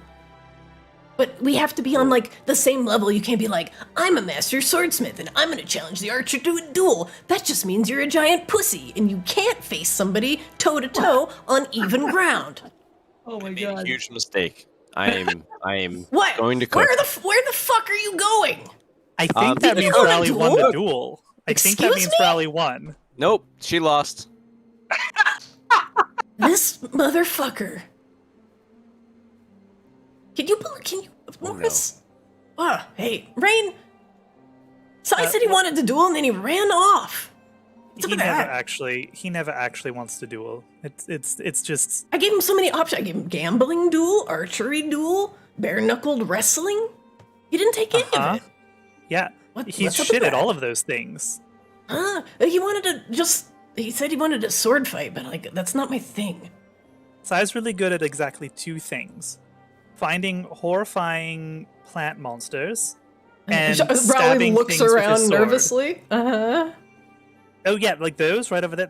Those are actually blooming horrifying plant monsters. I fucking knew it. Yep. Those things are going to murder you all at some point. She loads the crossbow. I mean, not right now. Like they're not going to murder you. Well, they probably won't Nope, murder you. gotta right put now. it down. Damn shame. She goes to investigate the bushes. I Morris- wouldn't do that, Rally. They can bite. And I would just leave them alone. You don't want to make an enemy of them before they've even bloomed. Well, listen, I'm not gonna duel somebody where he takes his strongest thing and is like, "But you have to duel me with a sword too." But like, I suck at swords, so like, make it even. So here's the thing about Sai. Social cues, Yeah. social graces, those types of things, not really good at them. Rowley's And I think ears he kind of flatten. gets frustrated when he gets called on that a little bit, and he just kind of shuts down, which, from what I heard down the hall, is kind of what happened. So, Elves Yeah, are I don't think it's- confusing. well, okay, now hang on. That's a little racist, but Oh, right. Yeah. She mhm. gestures. Yep. Yeah, the ears. Yep. Mm-hmm. Yep. Give it Yeah. away. Mm-hmm. Sorry. Yep. It's Yep. okay. All right. We cool? Good. Yeah. Good talk, Rally. Yeah, it's pretty good. So anyway. Yes, so anyway, Morris and I were having a conversation about this really cool magical experiment. Right, I get it. All right, see ya. I mean, if you want to contribute to magical experiments, Rally, you're certainly welcome I hate to. science. It's not science, it's fucking magic. Morris is like, it's a little bit. It's a little science. Morris, he shut your says- mouth. Listen, she was looking very murderously at size plants, and honestly, I was just gonna let her go. Yeah, don't let them murder you, Morris, please. Like, And they're just growing really fast, like concerningly fast. because they're plant monsters. They literally almost murdered Sai when he found them. I thought they were shrubs. Should I just get rid of them? Should I just throw them overboard? I don't Like, know. is this gonna be a problem? I mean, if you treat them really nicely, maybe, they'll be your friend. I'm not a botanist. Do I look? He's like, I don't have a green. I literally don't have green thumbs. My thumbs are made of metal. Then make sure that you're Like, I not kill the person plant they life like being the around least. it. Like, I cannot keep a house plant alive. I cannot keep a cactus Rain- alive. Rain looks around the room. Well, you seem to be doing a fine job of it right now. Okay, well, he gestures. This makes sense. Like this it goes in this outlet, and this is the output where the heat goes. Like plants, you just plant it, and like I don't know. Eventually, it like grows up. Well, apparently Lucaris is what plants crave, because these plants are doing wonderfully. I'm sure that shit didn't have anything to do with that. But anyway, hi, Rain. Maybe a little Lucaris will rub off on, monster plants, and there'll be like little paladin plants running around. Hey. The slipperless comes out of the bushes. Blip. I would not let him play in those plants. They're like highly poisonous. Anyway, And So he's Morris. playing in the plants. Yeah. The ship kind of shakes a little bit and thrums as it shifts, and you can feel the ship kind of going down as you're descending to a lower altitude. so I had an idea, and you're like a whiz kid with these Borean shards or whatever, right? Studied them for a long time, actually. Yeah. So I got this, and she pulls out of her bag of holding the memory shard. And I had an idea. Morris makes grabby hands. Yeah, you can hold it. That's fine. There's a couple others in here, but this is the one I'm most interested in talking with you about. He's like looking at it with a couple very thick-looking magnifiers. Yep. I had an idea. It can shift and transition like magical items' properties, right? Within a similar vein. Which one did you give him, by the way? I have 3 of them, but this is the one that's like water, air, and memory, I think. Okay. This is the blue. Yeah, it's a blue one. It's cold, water, and memory. Oh, wow. And then we also have 2 greens, which are necrotic, nature, and poison. Is what they're listed as. He's like, well, I don't see these I don't see these types of crystals commonly outside of Isir. He wags one at you. Now, with one of these, I can make you a mighty fine food storage device. He kind of grins, looks very Yep, proud no. of himself. Nope, we're not making a present for Scythius today. Sorry, already did that. Damn. Sometimes regret it. No, actually. I actually wanted to use the memory aspects of this, maybe modify this here. Just the bag of holding that she's holding. And she'll explain, like, her plan that we talked about. Re-explain the plan real quick to Morris. Just briefly, so the other players can hear it. But I want it to be a surprise! Oh, do you? Do you actually want it to be a surprise? Okay, that's fine. Yeah. Okay. Morris thinks, and he takes the bag, looks at it. He nods. I I am getting what you are putting down. I've never really... So many random things in there. Nope, that's a different bag. That's Flix's bag. I never thought of it that way. I mean, I would need your help, obviously, but I would love to work with you on this. Well, of course. Yeah, we're gonna do it. Great, yes, let's. And also have these. Like, she empties the rest of the bag of holding, like, and kind of, turn these into, other things. That go the shooty shoot. What did you empty? A bunch of these, like, rods and other random weapons and shit that we're never going to use. Okay, what do you want to do with those? Wow, geez, you got an whole armory there. Well, so if it's supposed to remember the things, right? Like, we have to turn these into something that can actually, be fired. Oh, you know what? Okay. He rubs his hands together. Okay, so okay, yes, okay, yes, okay. He just gathers everything up. Yep, perfect. I'm gonna need to be not disturbed for a bit. But I can do this. Yes. And then I'll just call you in to do the final stuff, and... That sounds great. Okay. I just need some time. If Esther is looking for me, just distract her. This is so cool. Okay. Oh, like right this moment. Oh, right. No. Okay. I mean, she probably won't come down, but I'm totally just not gonna come out of my office for this. Okay, so I'll just stay here and watch Lucaris then. That sounds great. Okay. It's awkward that you... Okay, sure. Okay, carry on. Hi, glowy buddy. How you doing? Lucaris glows ominously. Yep. You look great. Really crystalline. Really nice. Really nice. And scene. Is Akashaba still enjoying being in the bed, being tucked in? No, he's just lying on top of the comforter, and he's just got his paws behind his head, and he's kind of humming a little tune softly to himself, just looking pleased as pie to, not be imaginized.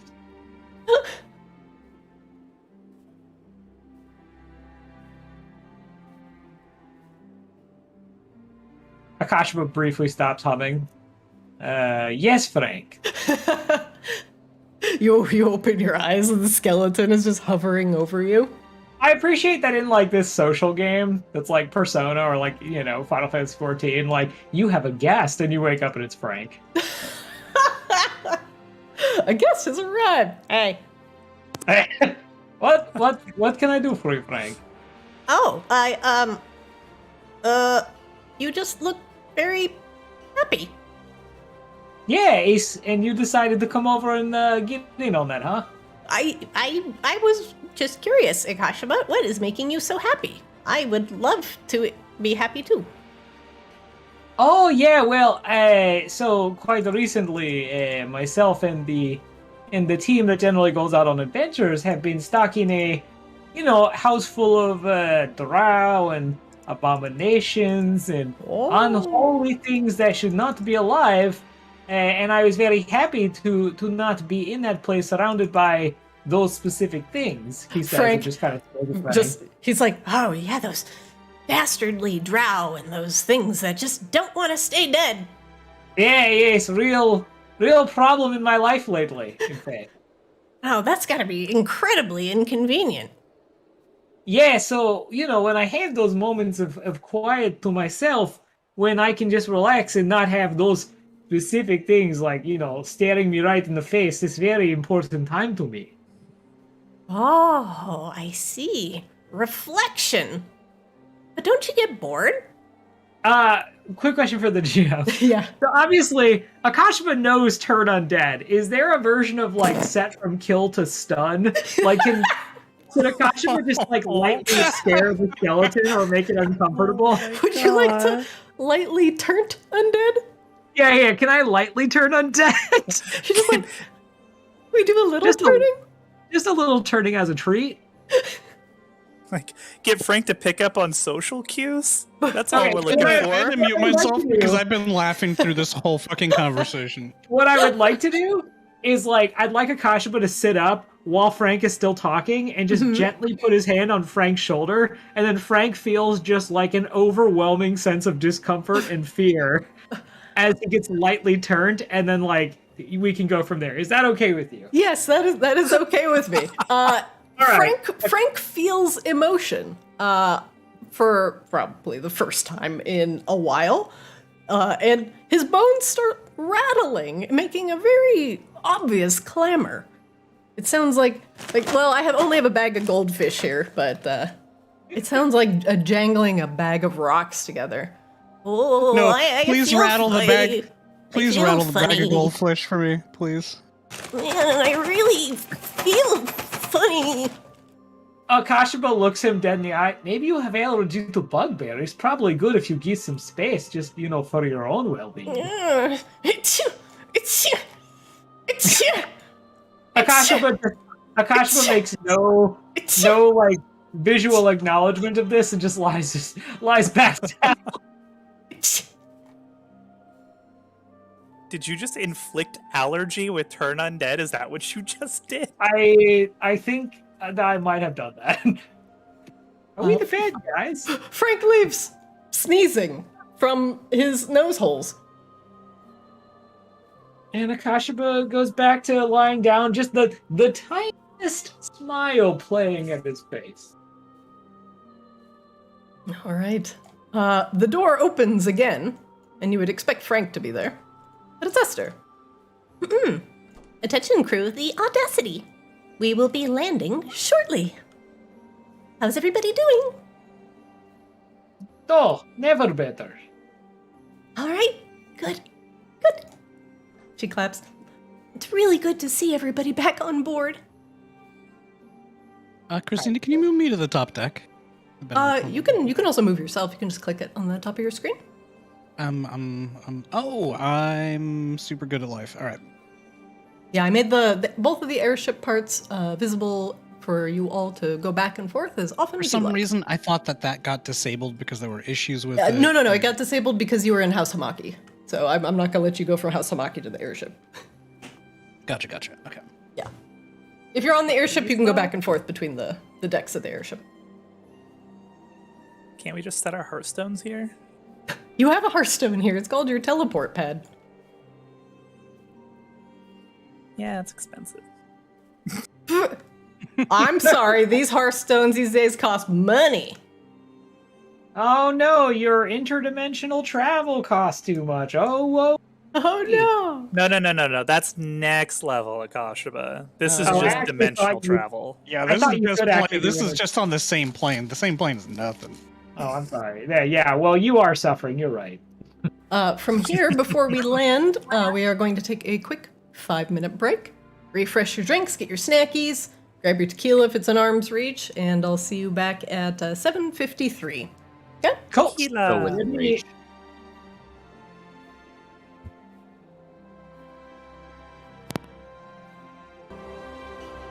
All right, everybody back? Yeah. Back Yeah. from break, back from break, break again. So, Kayla and I play this game where she gets these little, like, dark chocolate Reese's cups from Trader Joe's, yeah. And so, like, they're minis. And so, like, because I can't be trusted around them, I ask Kayla to hide them from me. And then she does, and then when she leaves the house, I find them when I eat them anyway. And then she keeps Nice. having to re-hide them. Oh, it's like a game. It has become a game to me. So It's like a downstairs, fun during the- game. It is. I just genuinely enjoy solving puzzles. So, like, I try to put myself in Kayla's, like, headspace. I'm like, where would I try to hide these from me? So while we've been on break, I went downstairs because Kayla stepped out to somewhere. And I was like, well, I found the first place. So where would be the second place you would hide them? And I found it in under a minute and a half. Wow. Yeah. And then Speed enjoyed some run. Reese's cups. Yeah, diabetes done quick. Congratulations, you now deserve an abortion. Woo! What? Wow. I don't know how those are connected. I'm confused. Is this because I lightly turned Frank? You know what? Fuck it. Let's continue. Esther has come in to tell you. That's where the technical difficulties screen would have come up with like the popular music. Oh my god. Okay. You buy tequila. Meanwhile, Sai is getting wasted. The ship lists slightly as it descends to an unknown location in the fields, the snows of Maginox. You're not sure, but Esther's gonna make it work. I thought we were going outside Polaris. Sorry. You are going outside. Oh, okay. Shit. Does anybody have anything else to do aboard the airship before we go to the next scene? Rain is just staring awkwardly at Lucaris, waiting on Morris, I guess. I mean, Morris will be probably. He said he'll be probably days. Oh, well, okay. Then I'm not gonna sit here and watch Lucaris for days. This is ridiculous. Yeah, he's Sure, like, you'll be I'm gonna fine." need lots of time. Oh. He doesn't need you to. He didn't even ask you to watch Lucaris. You're just like, hey, Lucaris. Well, he told me to cover for him with Lester or whatever. Hey, Raleigh, can you keep an eye on Lucaris, and if Esther comes angrily for Morris, he's in his office. Oh, yeah, of course. Whatever you want me to guard. I got it. Perfect. Hey, Lucaris, you're looking very bright today. How you doing, buddy? Akashima otherwise, like, mostly just kept lying in bed looking smug, and every so often would kind of just, like, eye over at Eris and Char, but not in a way that, unless you were paying attention, you'd probably notice. All right, we will descend down to the next scene. One moment, please. My snowstorm.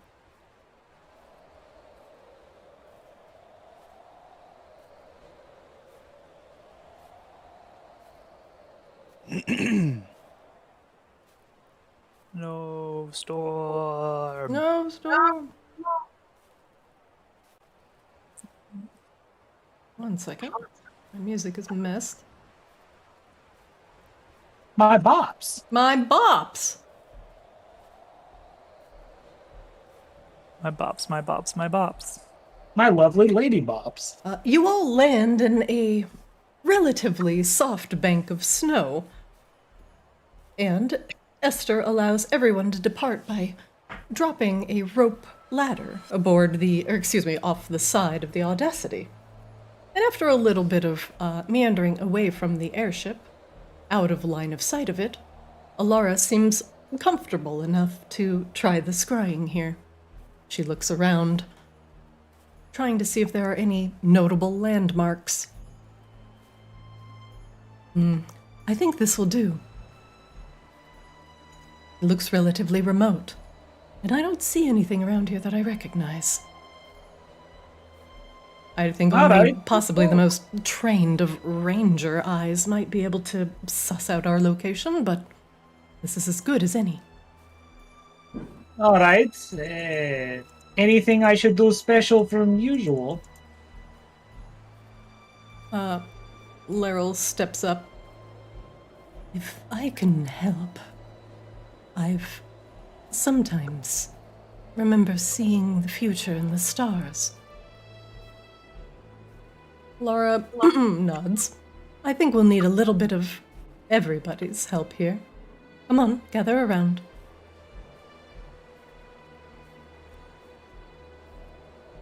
If you happen to have something of hers, that would help me. Usually spell goes better. Well, honestly, it's a little weird to say, but, it's like maybe some of her hair, or like, I don't know. It kind of looks up, reflects like one of her nails or something. Actually, out of character, did Catherine give me any like little favors or anything like that, Christina? You know what? I'm gonna roll randomly. I'm gonna to see if roll there were any like randomly. little gifts or some nonsense. She has not given you any favors. Just, perhaps malingering bite marks on the neck. You could just use Flicks, like he's Actually- her fairy. Well, I'm not. I didn't I don't wanna say, belong surely to there's, like- anyone. I'm not chattel. But Surely I there's did some have. power. There was a sharing of essences in both directions. So perhaps. What? Laura chuckles. Now I know that one belongs to someone else. We can't use you, Flicks. Sorry. Oh, I also belong a little bit. Wait, to hold on. Raven's I'm just blood. trying to understand what happened here. Did Flix literally try to say, like, we slept together? And then Alara said, actually, no. When Flix was saying exchanging essences, like, am I actually following this? No, Alara was Okay. more inferring that Flix is not a belonging of Catherine. Right. And Flix is a hexblade, so he is actually bound to a different sort of entity. Oh, okay. So- This is what I want to clarify. Sorry. Yeah. I mean, if we wanted to scry on Flix's patron, that's another story. Although the Hexblade thing is also like a mentor-student partnership kind of thing, usually.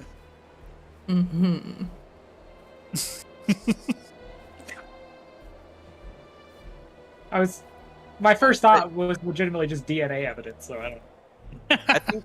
I think my tree is of Raven's blood, maybe a little bit. Alara looks at you. Your armor. That might just work. But Kashaba, if you could It's also touch... part of me now.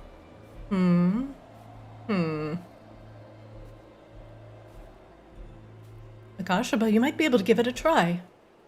If it once belonged to the Raven's bloods, it might just count. All right. Akashaba walks up to Sai. Is there like special code of conduct for touching your weird cursed plant armor? Oh, just if you extract any mushrooms, you must cook and eat them. That's it. Oh, I'm gonna pass on all that, but thanks for the heads up. Gross! Yeah, this whole thing is gross. Akashaba. Size armor mushrooms. Ugh. God. Akashaba puts one finger out and like hesitantly touches the armor. Does anything happen? No. It does not attack you back. All right. Well, it's not trying to stab me. Good sign. Hey, looks at Alara. Anything else? Well, you'll need this. And she hands you the Orb of Stars. Now, let me walk you through how to align your mind to the stars. And Laryl, come here. We've worked together before on things like this. And hopefully you should remember. Laryl looks mildly uneasy, but nods.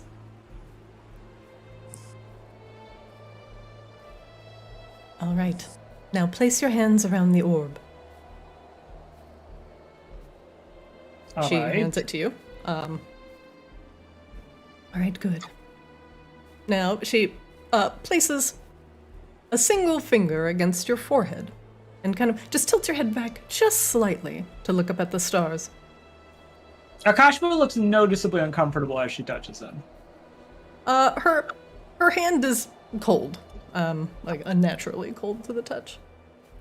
Now, Akashaba, I want you to know that I'm not going to do anything without your permission. However, I do need to walk you through how this is going to work. Now, your connection to the memory will be linked both to the Orb of Stars and myself.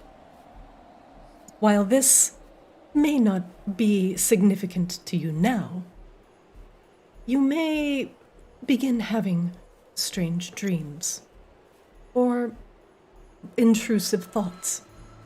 And if these begin to occur, I want you to see me immediately.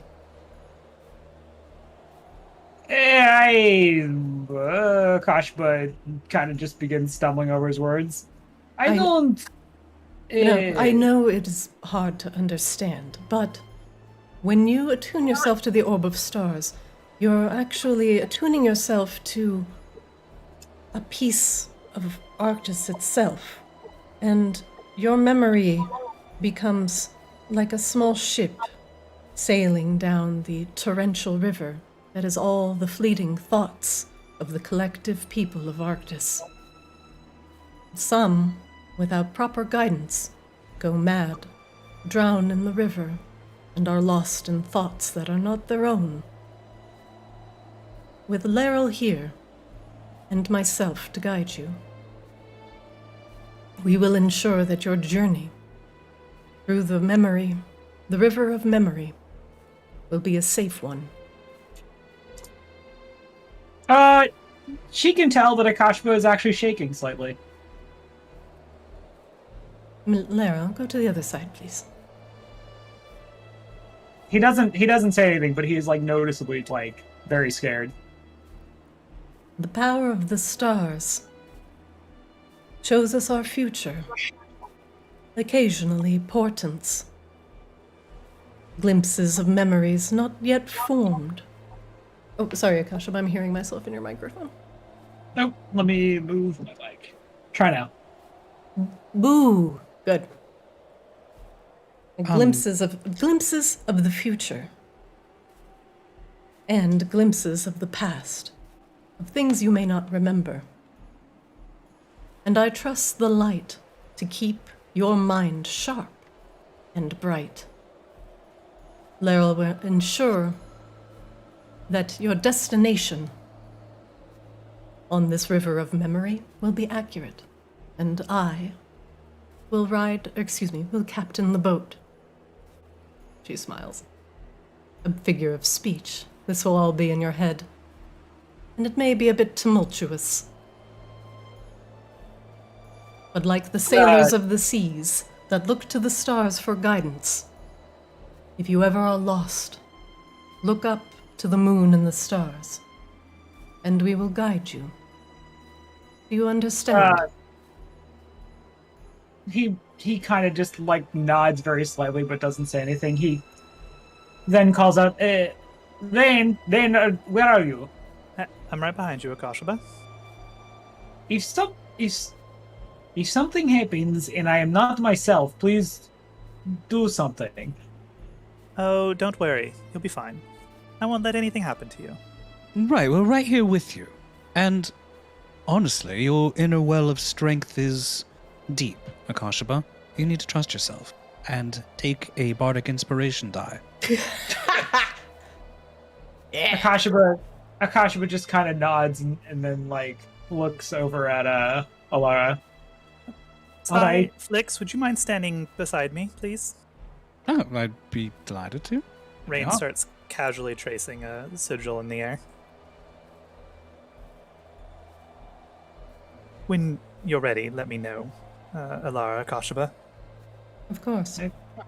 First, I will weave spells of non-detection on us to further defend us from potential counter-scrying. Although we are in a remote place, I want to take every caution possible. Alara begins to cast non-detection on everybody in the party. Nice.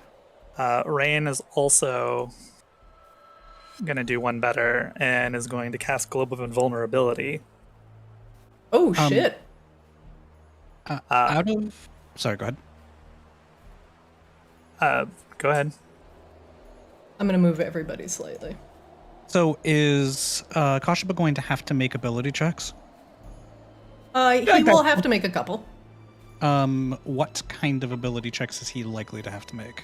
I would like to cast Enhance Ability on Akashaba. I feel like that's something we should know going in. Well, for scrying, here, if you want to put scry into chat, we can all take a look. Let's see, scry. Scrying! Yep. I'm sorry, Rain, did you have something? Nope, go for it. Sorry. Okay.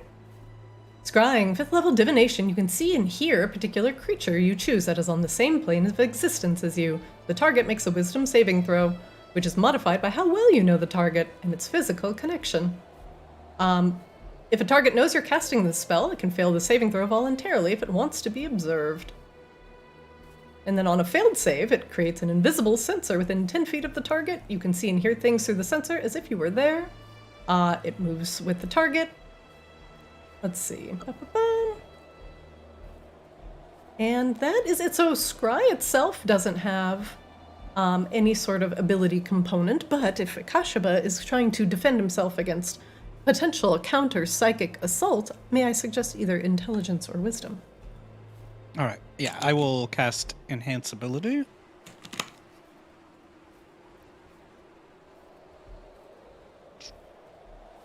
And I will give Akashaba Owl's Wisdom. Ooh. All right, Akashaba, any wisdom checks you make will be at advantage. Nice. That's very All right. advantageous. And then Rain was casting Globe of Vulnerability. I didn't mean to step on that. My apologies. That's all good. Yes, I mean, Globe Sorry, go ahead. of Invulnerability, just any spells 5th level or lower just have no effect on anybody on the inside, including area effect spells. The area effect just avoids the globe. So, which is 5th level, and it doesn't matter if you upcast the spell either. It still blocks it if the spell at base is 5th level or lower. So, that should be a fair amount of protection. That is quite a bit. All right. Akashaba. Technically, though, Rain is at the center of it, so everybody shifted up, it looks like, but it's fine. I shifted you a little bit. Now, Akashaba. Please, if you have the Orb of Stars in your inventory, you can attune yourself to it. Okay. Do I have it? Or Flix looted it. I don't know if it got transferred to you. Oh, you should trade it to Akashaba. Let me see. Or the Orb of Stars, correct? Yep. Yep. Yeah, I already got the Robe of Stars, so I'm pretty starred out. Give item? Not to Tug'em. Alright, I'm gonna offer the item to Akashaba. Every time I've ever done this previously, it always tries to give stuff to Tug'em. Yep, I got it.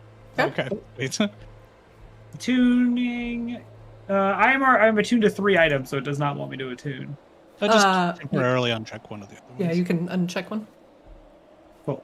Alright, unattuned. Break attunement. Doesn't it have like 6 other effects? It's like 6 other effects too. Like it gives you like 20 wisdom or something. I thought I read. Yeah, yes, it does have a bunch of things. Akashaba, do you want to link it in chat?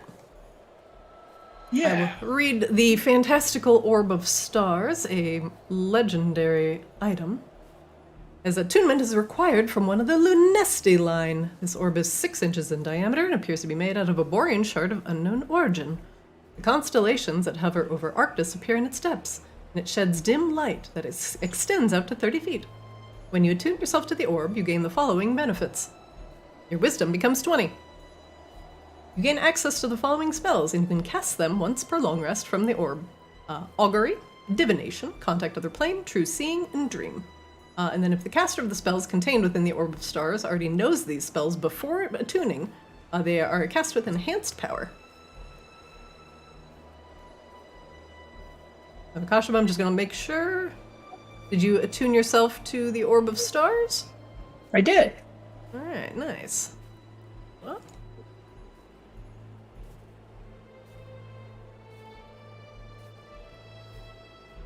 Hold on. Why is this inactive? Hold on a second. To equip it too. Oh, did you equip it? Yeah, I don't know why it isn't that. I just equipped it as well, and now it turned green, so. Okay, perfect. Wisdom of the Stars. Wow. Man. All right, Akashaba. Will you begin your scrying? I will begin my scrying. Let me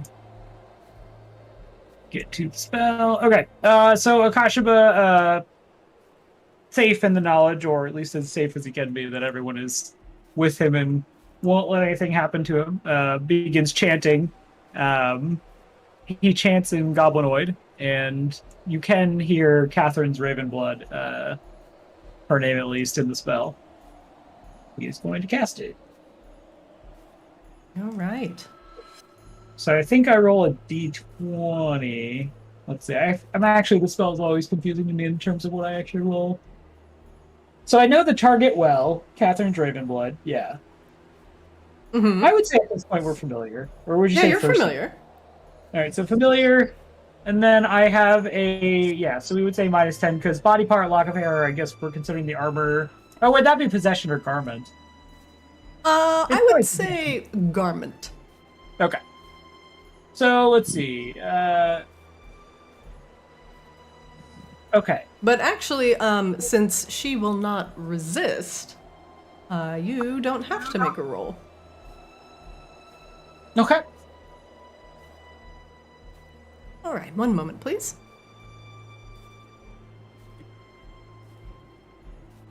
All right. Oh, Akasha. shit. You begin to gaze into the orb of stars, and your vision becomes a little blurry as you peer into this crystalline orb, and these motes of light kind of swirl around in the orb's depths. And for a moment, you feel that the stars are trying to either spell out something or formulate something, and they start to make a vague image, and the stars zoom in, and suddenly your mind is filled with a bright, overwhelming light.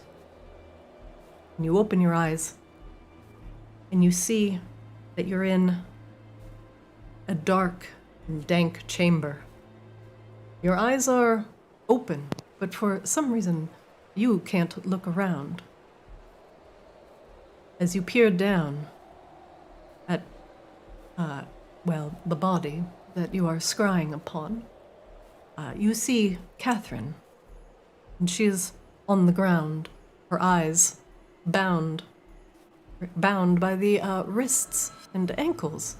But the more disturbing part is there is a sharp wooden stake that is pierced through her chest.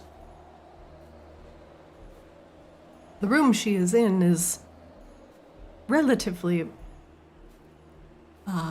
filthy and dark, windowless, with cobblestone floors and mossy walls. Not a hint of light to be seen.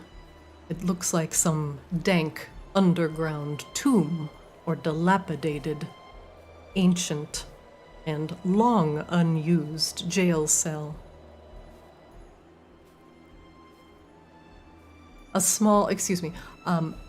A thick wooden door with a single slit in it is the only semblance of something that can peer into the outside world. But otherwise, there's nothing in the room that will tell you anything of Catherine's location. But she is, for all intents and purposes, entirely immobilized, the stake through the heart. Most assured, well, definitely assuring that.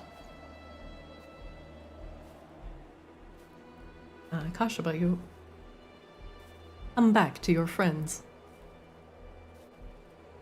So Akashba only saw that she's immobilized. Like, Akashba, even in that state, wouldn't be able to do, like, any kind of, like, medicine check to, like, ascertain whether she was alive or not. Alive?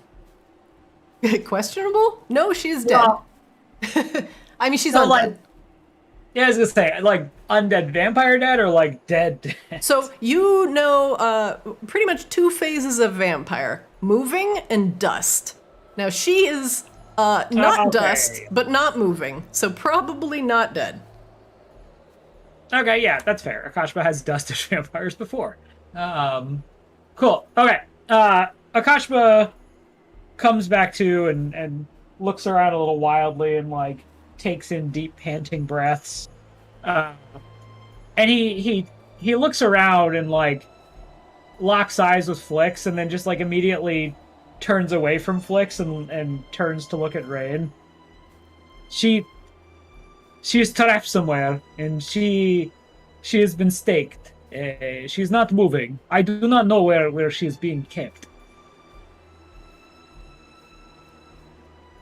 Was there anything that you could see around her? Anything that might give us a clue, Akashaba? He looks back at Flix again, and then pauses and looks at Rain, and kind of in a he is trying to be quieter, but he is clearly very emotional. He says in a quieter voice, I don't know. She is being kept in what looks like a dungeon. There is only small window looking out of it, and the room is very dirty. She's not being kept in a safe or clean place. Is she alive? Is she safe? She is not dust, which to my knowledge means she is not. He pauses. Dead. Look to Alara. Well, What kind of condition was she in? She was staked, Flix. There's stake through her. She is not moving. She's not moving. Damn it. Alara also sighs in frustration. Well, if they have her, at least we know that she is alive. That brings me some semblance of comfort. We still have a chance to save her. Now, if she's being held somewhere underground or in a dungeon, she's either in House Vicadus already or is still being transported.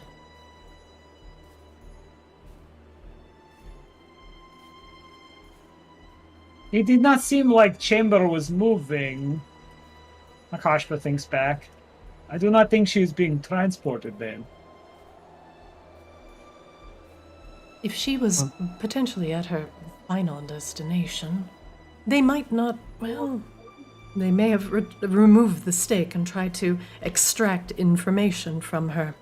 Leaving her in such a state will render her completely immobile and near death, but in a state that is more torpid than anything.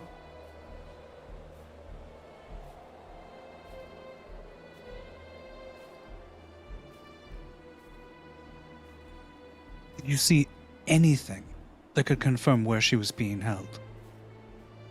A marking on a brick or anything? No, I told you what I saw. It looked like dungeon. I do not know Maginax well enough to know specific types of dungeon. I understand, Akasha, but you're doing your best. What about Catherine's ravens? Surely she doesn't go anywhere without them. Surely, unless they were all murdered, they would at least have gotten eyes on her captors and give us some direction on where to go. Surely some of them could have escaped. Perhaps we need to go to her manor and see if any of them are remaining. Can take us there if you have spells still, but I will probably need to rest before we go after her pursuers. Well, no doubt. If the Vicadans are the ones responsible for this, they will have left a trap for her allies. We should walk in prepared for that. I think she may be the bait, Flix. Both. Why not? Especially if they can use something automated or something that can be summoned.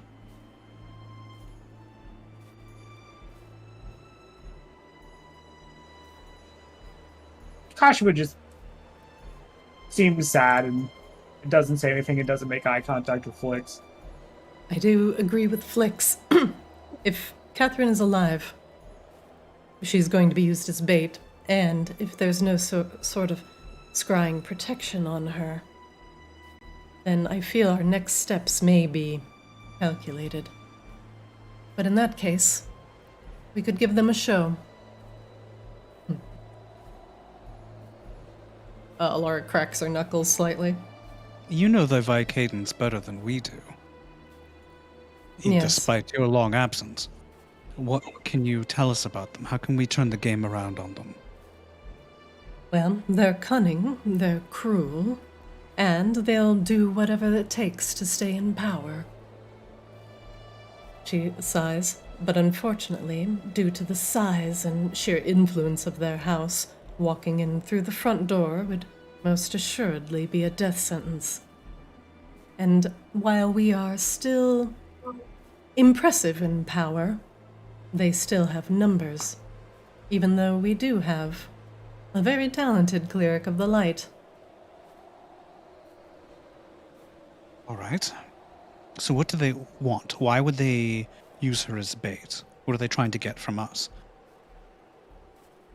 Well, aside from the fact that you're possibly the largest thorn in their side, and you've brought me back, they're scared. They're scared of the potential. They're scared of, well, the Lunesti house and losing power. That's all they've really cared about, is their amount of influence and monetary gain of Maginox, and not the actual well-being of the people. Well, it's a fine thing that they are afraid. I'd very much like to see them deposed and the Lunestis installed in their place before we leave Maginox. We could do, well, a couple things.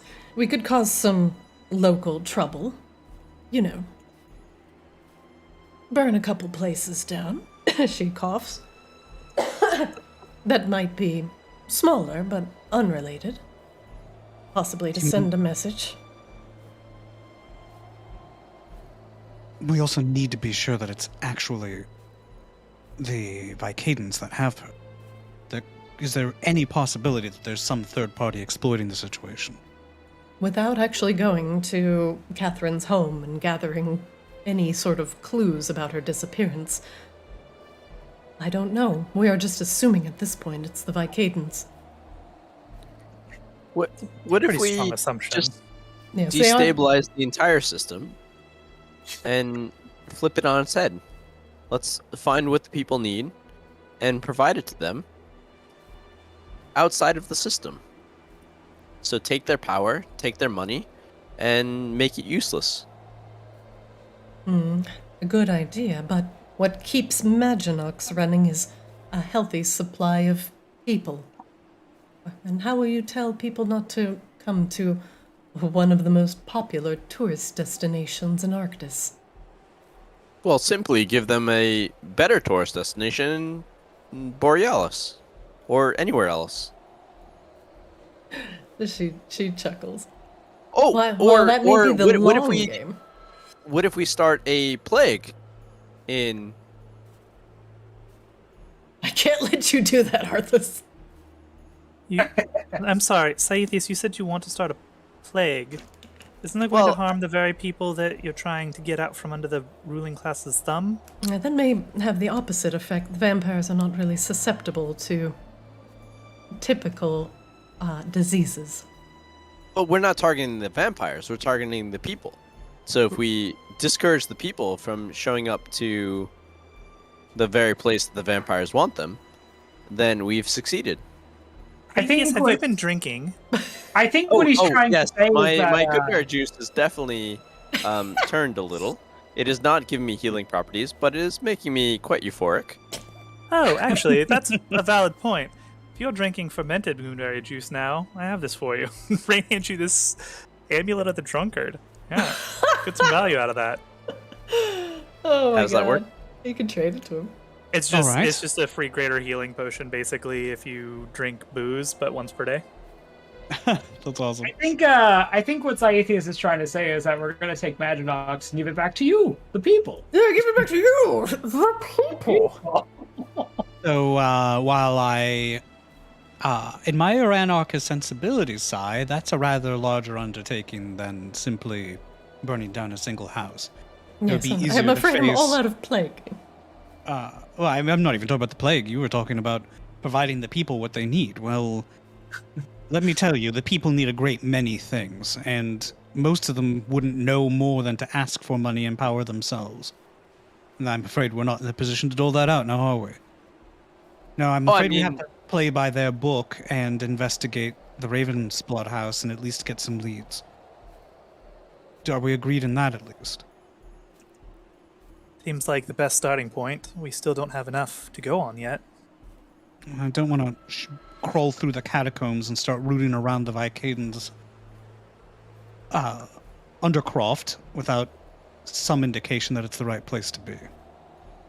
Akashba just nods but doesn't say anything. Koshba, are you okay? Did you see anything else in there? No, I just feel bad. I know how much she means to Flix, is all. Okay. Thank you, Well. Akashba. Flix's eyes are steely. And that's exactly why we're going to do everything in our power to get her back. You helped us do that. At least we now know that she still exists to get back. That's information we didn't have moments ago. Thank you. Akashba nods. Well, would we like to go to House Ravensblood then? I still know the teleportation circle. Did you say you needed time to prepare? No, I can get us there, but before we go fighting anybody, I would like to take a rest. I'm not Then sure we if should- they're going to give us the chance. We should be prepared for an ambush if we go to Ravensblood. Oh, no. Teleporting Sorry. there is risky. Barging through the front door, I would like to take a rest first. I've spent some very powerful magic, but I'm certainly capable of murdering a few vampires first. Present, Alright. if you'd Company like- excluded, of course. If you'd like this amulet back, I can also give you some of my expired good bear juice. And No, thank you. I'm good. Sigh. Oh, okay. Alright, then It's a little funky. we rest Oh, and it then is very go funky. into House Ravenblood. I'd rather go to House Ravensblood and then find Alright. some clues and then rest. Okay. See, that probably time is of essence then, yes. Mm-hmm. If you can give me 30 minutes now, or an hour, or whatever, that would actually be good. Well, let's return to the ship. At least for now. What we've done is sufficient enough. All right. Everybody back up the ladder. All right. Back on the deck. Ladders. Meanwhile, in the Hall of Justice, In the Hall of Justice. If Rain can get an hour, she can use her arcane recovery for the day and get a spell back. Yeah, it'll take you some time to, sorry, did you want to actually turn the airship back around to, Maginox or no? Do we? That feels like keeping it maybe floating around outside of the reach of Polaris seems like maybe a good idea right now until we have more stuff sussed out. Yeah, seems fine. Esther so will wait, how take did you. you have Ravensblood then without that? Or I mean, did you being- have like a... Have you teleported in? I was going to teleport us there. Okay. I know her teleportation circle, so I can get us there. Okay. For whatever it's worth, Rain, I'm not sure that us being in the air above Maginox is that much of a concern. After all, Styx had reach outside of the region itself. I don't know. Sorry, what? You wanted to keep the audacity outside of Maginox, didn't you? Well, right now it's outside of Polaris entirely. Oh, right. You wanted to keep it outside of Polaris. I'm not sure that that's necessary. Styx had reach outside of Polaris, and certainly the Vicadans have more power than Styx did. Sure. But they are certainly stronger at their place of power in Maginox. It's still an airship. You raise a valid point. I mean, yes, they sent assassins and everything, but at least, they have to Not walk to a little mention bit if we further. keep the audacity moving, it will be difficult for them to pinpoint it. Yes, we should definitely move it away from the current location, though, just in case they were able to get any whiffs off of Akasha's scrying spell.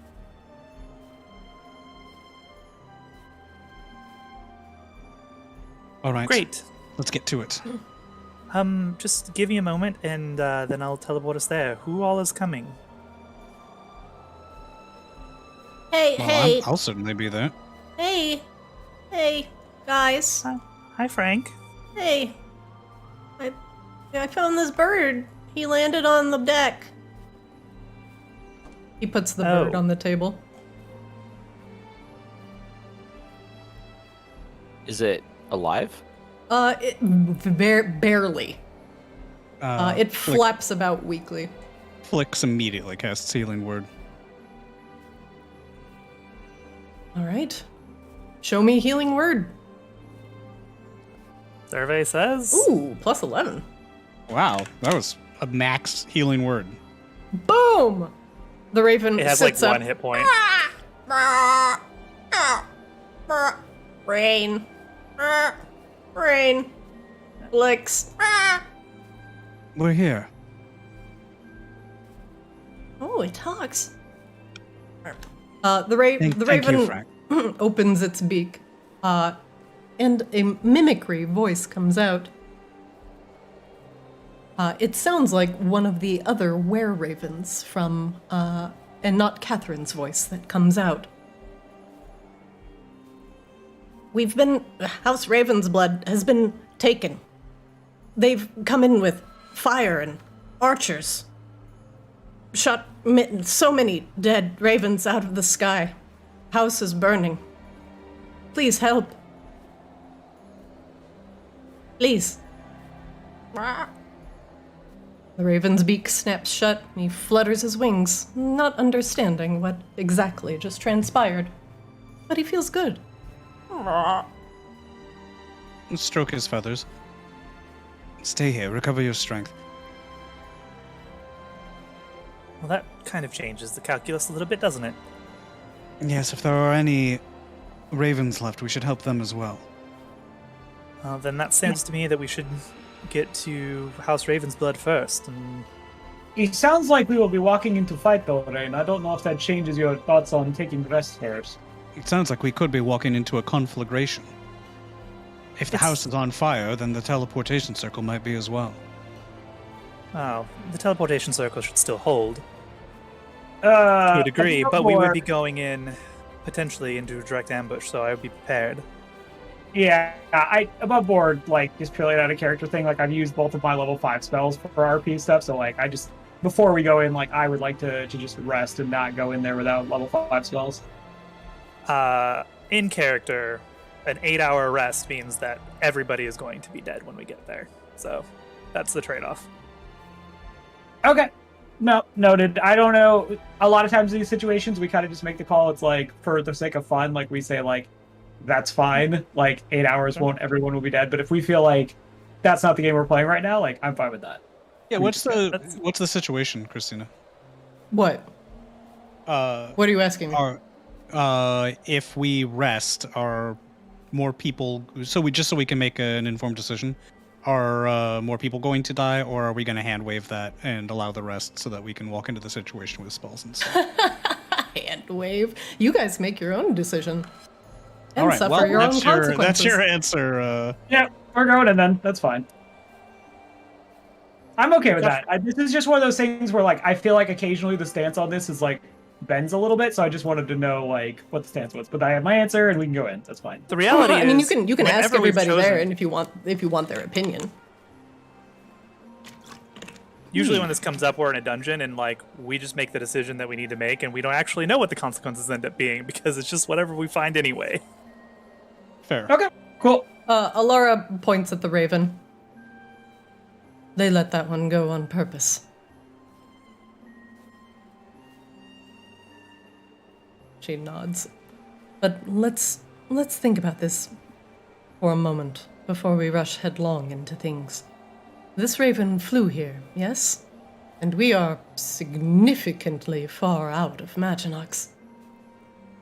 So, this raven probably took quite a bit of time to get here. Not to mention battling the winds and whatnot. The house has probably taken significant casualties already, and us rushing in unprepared will not help them. We have already gone through a significant trial today in merely using our magics in order to scry on the Vicadans. I would suggest you all go in at your highest capacity, because you will not help Catherine if you are dead. That seems true. Akashaba nods. I agree. Maybe on the way there we rest so that when we get there, we have best chance of saving Catherine.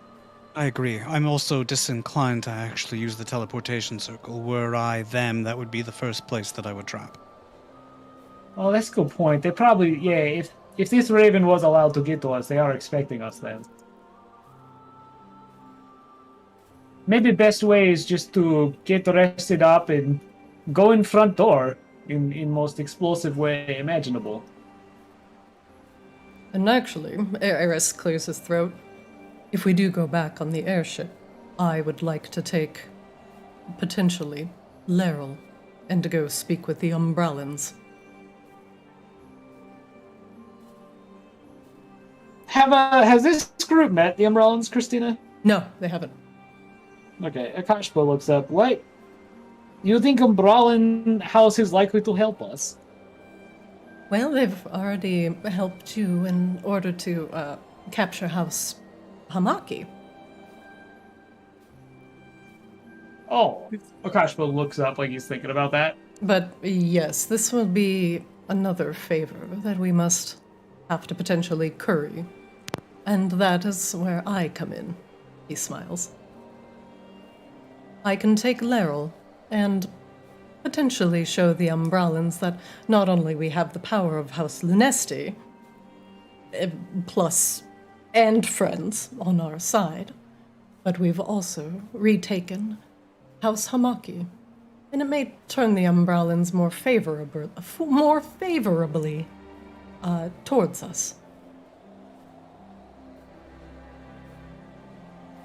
Kashba nods. Well, this seems like best way you can possibly help, yes. Let me do the heavy lifting with the the boring discussions and the alliance forging. You have come so far from guy who gets day drunk and fails to hold it well day after. Alara pats Eris on the shoulder. He's right, you know. Eris just frowns. I didn't bring you back, Mother, to be patronized. Ah, yes. She just smooches him on the side of the head. Yes, you're my big boy. Alara smiles. Calm down, good Charlotte.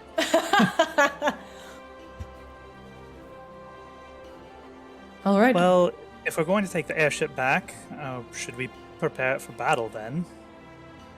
Because they're certainly going to be prepared for an airship. They know we have one. As much as they'll be prepared for teleportation. Yeah, they might be at docks. But we can disembark at some distance away and move in quietly. Well, actually, I don't know this about Maginox. In Borealis, I would think, like, citizens would rally to known threat and storm the docks. But Maginox is all, and he kind of, like, waves his fingers, all political and stuff. They can't do that, right? They can't just, like, put guards at dock and just, like, come at us, can they? Can Correct they? me if I'm... Vicadus might be powerful enough to pull strings like that. Actually, no. Correct me if I'm wrong, but when I was wanted for murdering dicks, the guards that all roamed the city and enforced everything, those were House Hamaki guards. Were they not? Alara nods. House Hamaki actually, yes, took up a significant amount of the guards of Polaris. Not only were they trained in arcane arts, but they could see into the shadows comfortably, and also had some skill in rooting out invisible spies. If that's the case, maybe we can put our new ally to use and have the guards of the city keep those they can at bay. But how do we spread the word quickly to the guards? That's Leryl's responsibility. She is a powerful spellcaster after all. Certainly she can send a couple messages. Eris scratches his chin. You know, that is actually exactly where House Umbralis could come in. If, with Leryl's blessing, we could get House Umbralis on board, they could merely let all the guards of the city know. But they'd need some sort of proof of Leryl's involvement. The word of the Umbralan is not so much to turn them from their post. Can she not simply send a direct message? I mean, I can literally do this. Akashaba can do this. But They I would know was it came thinking from more her. of a mass sort of suggestion spell. Well, if she just sends it to a few of the higher ranking guards and it filtrates for them, That should be just enough. Yeah, that should be fine. As long as she's convincing about it. I think that's a good idea. And in fact, I and Laryl will get on that as soon as we touch down. then the next question is, are we touching down at the docks? Because that seems like a very bad idea to me if we're worried about the power and reach of House Arctis.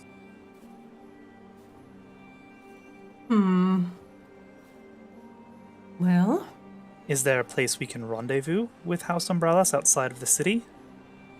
Because it's... Laryl can send her messages from anywhere.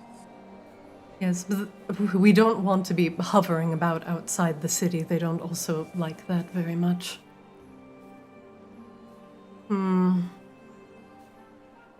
Well, we could park particularly far away and hike.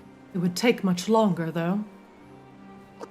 And not only, well, this one can fly.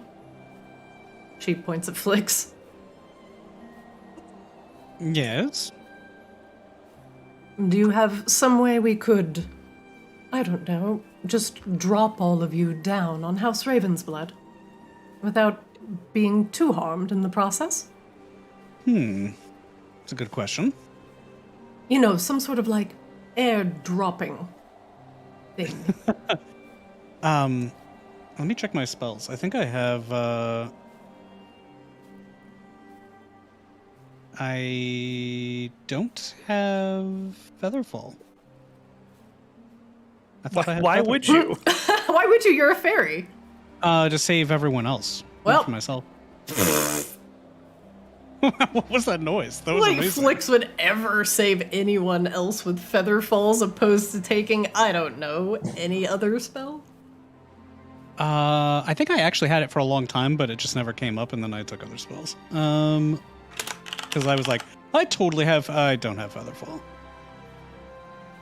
I mean, I can turn somebody into a very large owl. Oh, That's Char probably the raises best her way to hand. do it. I can do that. Well, there we go. And So- I can shrink at least one person small enough that they're easier to carry. I could probably fly them down. I mean, the owl should be. I mean, we only need 3 of us to go down. The owl should be able to carry 3 people.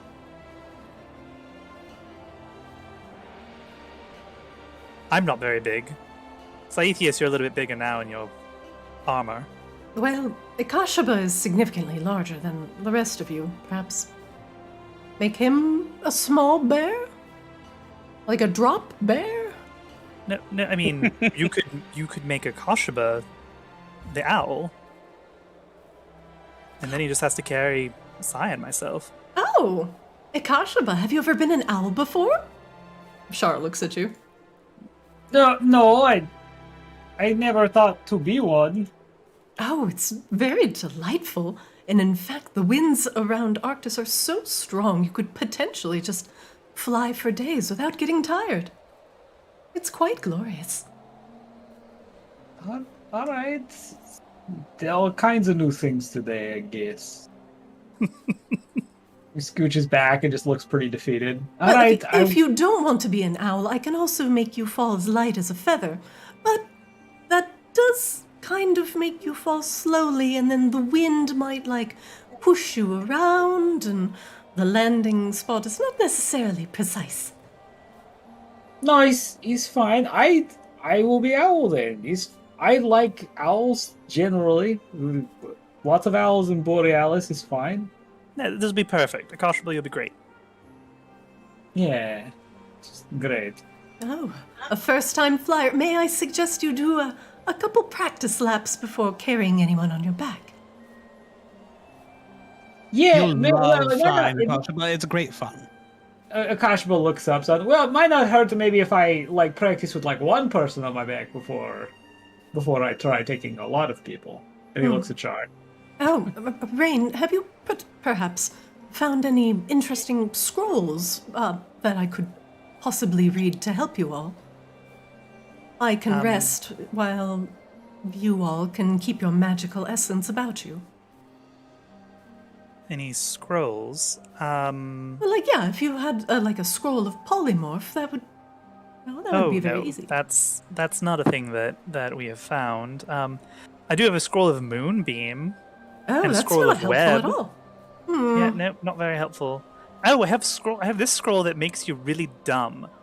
I haven't quite cracked the important bits over here yet to make sure it's doesn't backfire. Oh, that's not a very nice thing to say about Saethius.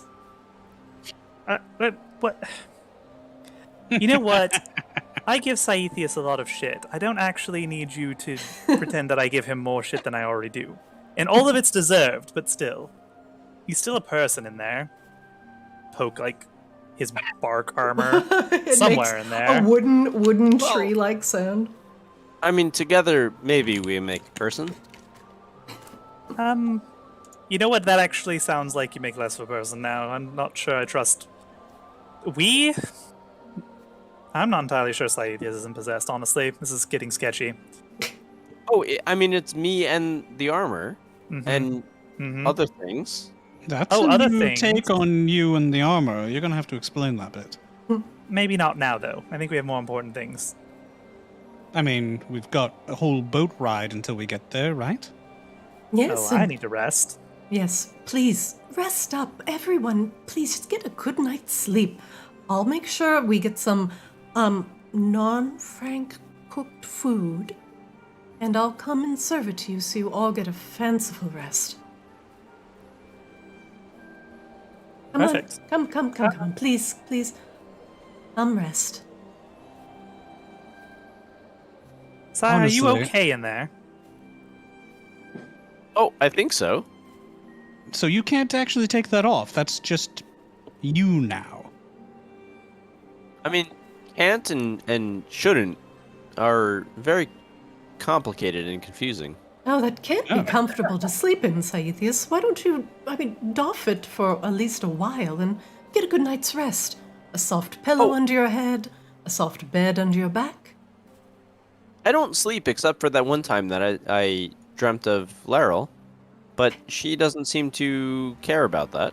She laughs. Oh, you're silly. Elves do sleep. You just choose not to. It's not that efficient. Really? She chuckles. Sleeping is very inefficient. Don't let her lie to you. I've seen a snoring elf in my time. Rare, but it happens. Oh, there's no bed in there. Sorry. Oh. Oh, I mean, I haven't slept yet. Oh, I guess if you can't take off your armor, it's probably smarter if you just kind of hang yourself up in the closet. Yes, Maybe I should get yes. a big hanger. I'm cleaning things here in the janitor's closet. All right, That's a then. little, Have that's a a little good night. kinkier than I would have expected from you, Shaw. Well, I don't know if he's into suspension swings or not. But I imagined you could get your hands on one. Oh, easily. But don't Well, tell add it to him the that. manifest, would you? Ah, yes, of course. I'll take it out of the budget. Thank you. I will be reading.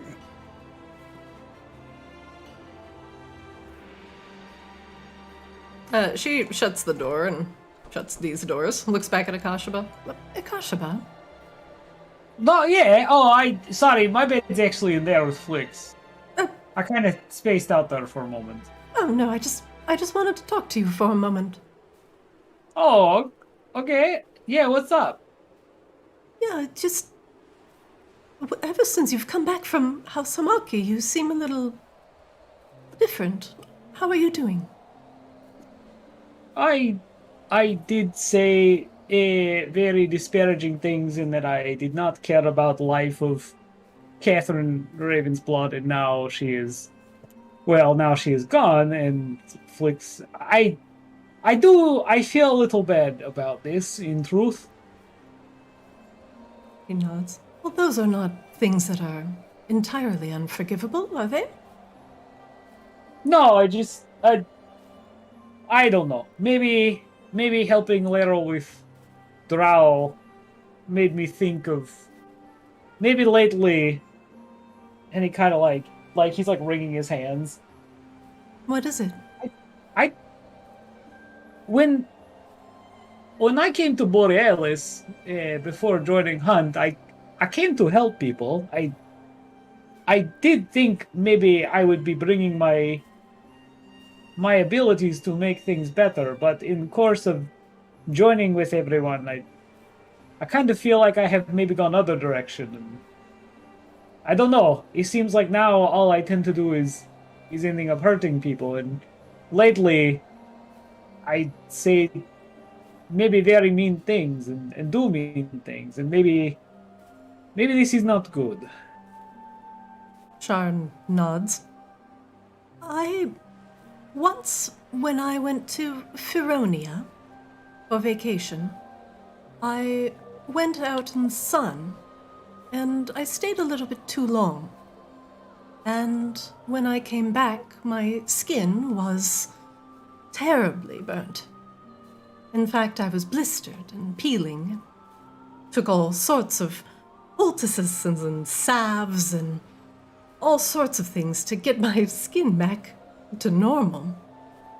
And that's when I realized that the light is both warm and comforting and understanding, but also can be surprisingly damaging and hurtful even, and you don't even see it coming.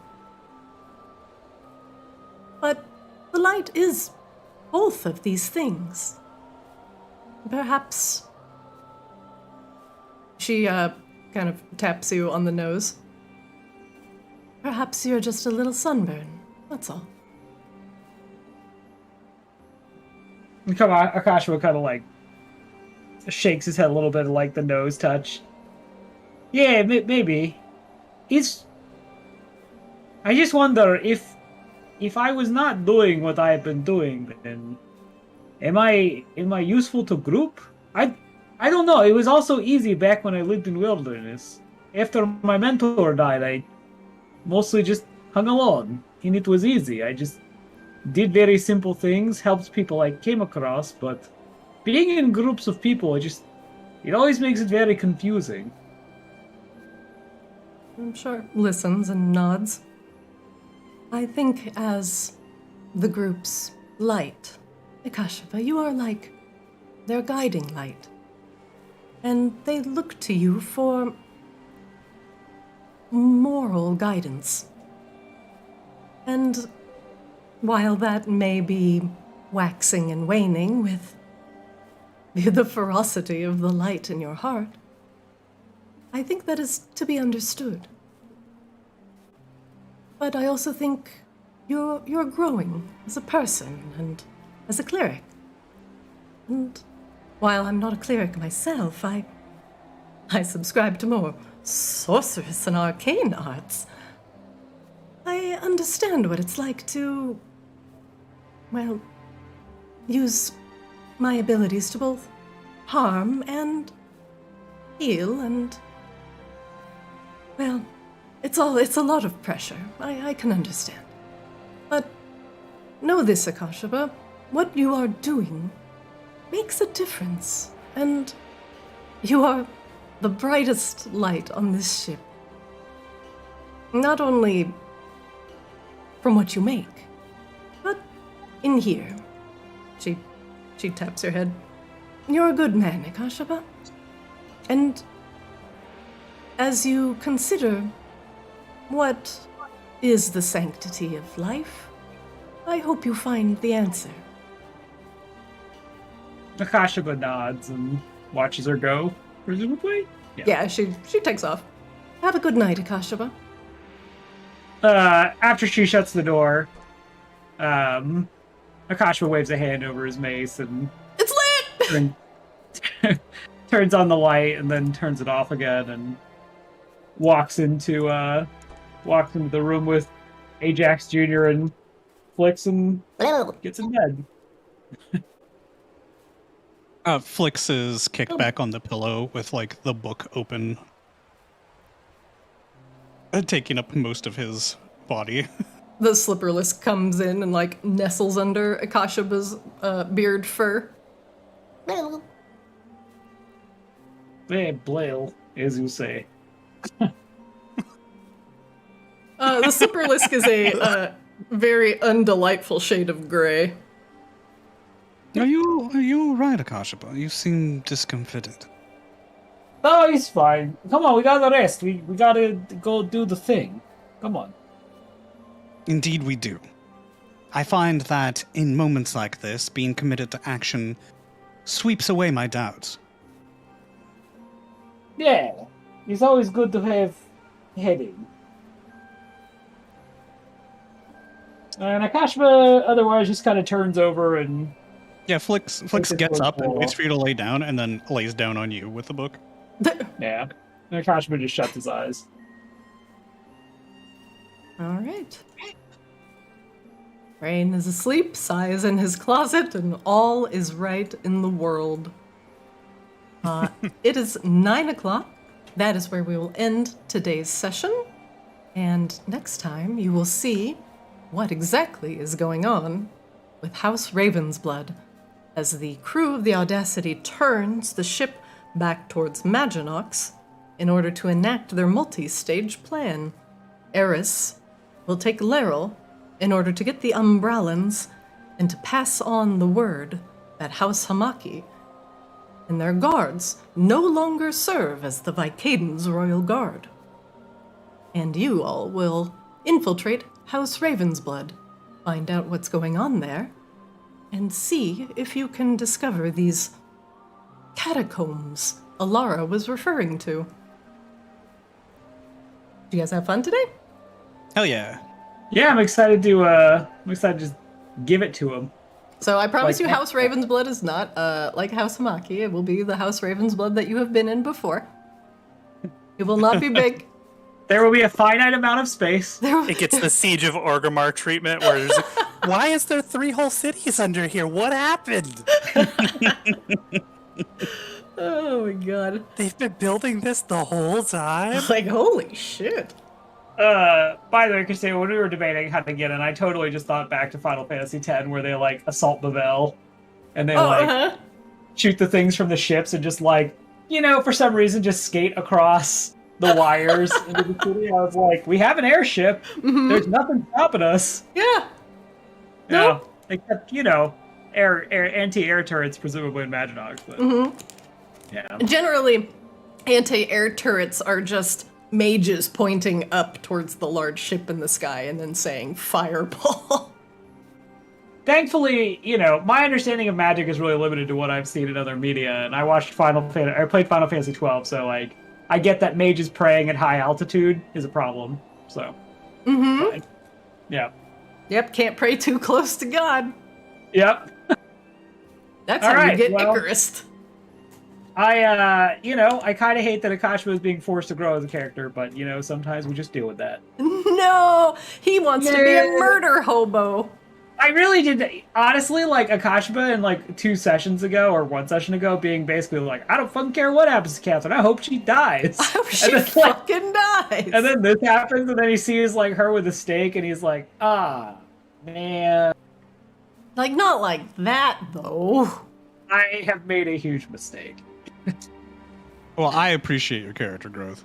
And Flix Oh, no, appreciates your sympathy. It's fine. It's totally fine. It's just, obviously, it's like, because in real life, like, I have to be empathetic towards other humans, it's fun in the D&D game to just be like a, racist bugbear who just sets things on fire.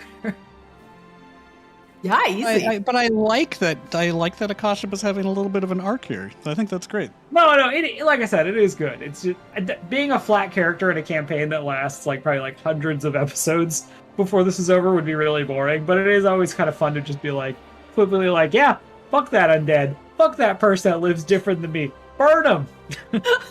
Well, now you have careful fireballs, so now I have proof of character growth. Yeah. Only because I didn't see maximize fireball, whatever Drew was talking about, of just like, my fireballs all just do max damage. Otherwise, that was totally getting paid. Yeah, that one's a little too strong, but there's the It does reroll feel one. too strong. Yeah. The reroll one I saw is the other one, it was like reroll ones, and I was like, eh. Mhm. The reroll, the basically getting advantage on your damage dice one, that is the 5th edition version of maximized. Yeah. Because That's fair. everything in 5th edition is unnecessarily weak and pathetic. Wow. It's true though. 5th edition has ruined so many very powerful, awesome, cool spells. It does kind of feel like a lot of times, like, we are kind of pillow fighting. But mostly because things end up targeting Rain, and Rain's whole kit is like, just, can't touch this. I appreciate that you took Careful Fireball, though, because that's like, actually, whenever you just want to cast a Fireball and Rain happens to be in range, that is one of my greatest fears. Because Rain would be evaporated. That was pretty much the whole reason, right? Was because I didn't want to, like, turn off your displacement cloak. Oh, no, it's not the displacement cloak. That wouldn't affect it. It's just, Rain doesn't have very many hit points, and she still takes half damage from that shit. It would still be bad. Well, like, even if she saved. My thought there, honestly, was I was basically like, if I want to cast Fireball, I don't want to, turn off your cloak of, like, just not dealing with shit. Mm-hmm. No, that only affects the cloak if it's an attack. If an attack lands, it's not damage. Oh, okay, never mind. I just thought it was damage, so I was just like, yeah, this is probably the most productive thing, and then also, like, after the saving Drow Souls thing, like, it felt like it was, like, a good, like, role-play moment, too. Yeah. Yeah, it's good. Great choice. Great choice. I really appreciate that, like, from a lore perspective, Akashba just literally went, what if I didn't hit my friends with this? Paradoxically, it does mean, though, that Akashba can just cut loose more frequently. This only applies to Akashaba's Careful Fireball and not your Sunforger Mace. Be warned. Okay. I also like the idea that Akashba could just, like, people would know that he could choose not to hit them, and then, like, he'd still hit someone and be like, oh, is he mad at me? Actually, I just see Akashba throwing that mace and, like, exploding somebody in a fireball, be like, oh god, sorry, here, I forgot to use this one. forgetting. Yeah, oops. Sorry, that's the less careful fireball. Does the disruption effect that he just melded also affect the fireball in his Sunforger mace if it's undead? I think it actually says melee attack. Oh, does it specify melee attack on the... Let me see. Let me look. When you hit a fiend or undead with this magic weapon, yeah. So it would be melee. Kind of like Fireball doesn't also get Blessed Strikes, which is garbage, bro. Boo! Boo! Let me slap! I'm just saying, That's the a next- particularly potent anti-undead fireball feels very much up Akashaba's alley. I feel like maybe with Akashaba's my- next Borean Shard is gonna be, like, only like adds to Fireball, like only targets undead, or it's like Radiant Fireball where it just does more undead damage. No, next Borean Shard he's just gonna use on, like, some ability he attaches to his mace that lets him talk to women competently. I'm pretty sure you Maximize. just have spells for that. It's just called Maximize Game. It's called Maximize Enhance game. Ability Eagle Splendor. Yeah, Oh, I can charisma. fix that for you. Peacockin'. Go peacock. That would be amazing, actually. Like, Shar starts talking to Kashima, and he's like, "Yeah, hold that thought. Be right back." He just runs over to Flex. Flex! How do you talk Flex! to women? Like, how do they work? What are periods? Just treat them like actual human beings and take an interest in what they're interested in. That's too hard. Not for Kashima. Kashima And also here have this magic. Yeah, but also, Akashima's, like, actually, That like, is the magic all along. I think No. Akashima actually does, like, legitimately as a character, like, kind of, I don't know, like, would just listen to anything Shar wanted to talk about, so I don't think that's the problem. Shara's Kelpo's like, here's some unwarranted mom advice. Yeah, 100%. Akasha would just be like, I am just so worthy to be in her presence as she shares her words with me. This is all I want. I'm glad you all like Shar. Well, I also think like I think it would have happened with kind of like any like recurring female character that didn't like trap him in a nightmare and insult him. Kelga Applebottom, obviously not her. She didn't do that. I really like the kind of like anime trope character that like never actually confesses their feelings, but just like nurtures this incredibly like one-sided crush, but it never becomes corrosive. Like all they aspire to is to like just bask in the person's like collective greatness instead of like, you know, trying to like, I don't know, just do the thing. Like, oh, so it's nice here. Oh yeah, this is nice. Yeah, nice and passive. Well, Akash was like, you know, giant dummy virgin who's been in the woods forever. Like, oh god, it's not like he's seen like other people, you know, flirt and aside from Flix, but like he legitimately is very confused by what him and Flix did or what her and Flix actually do in there. You know what? And that's a mystery that everyone can continue to be confused about. I think they just touch butts together. Is that what they do? We play Uno. Oh, sick. Revert. Yeah, like Akash was gonna be listening to the door and skip. He's just gonna hear draw 4 and be like, man, this is brutal. All right, guys. I will let you all go for today. Next Wednesday, same usual time, usual place. Yeah.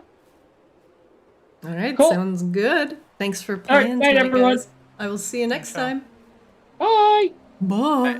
Hey. Good night, friends. Good night, everybody.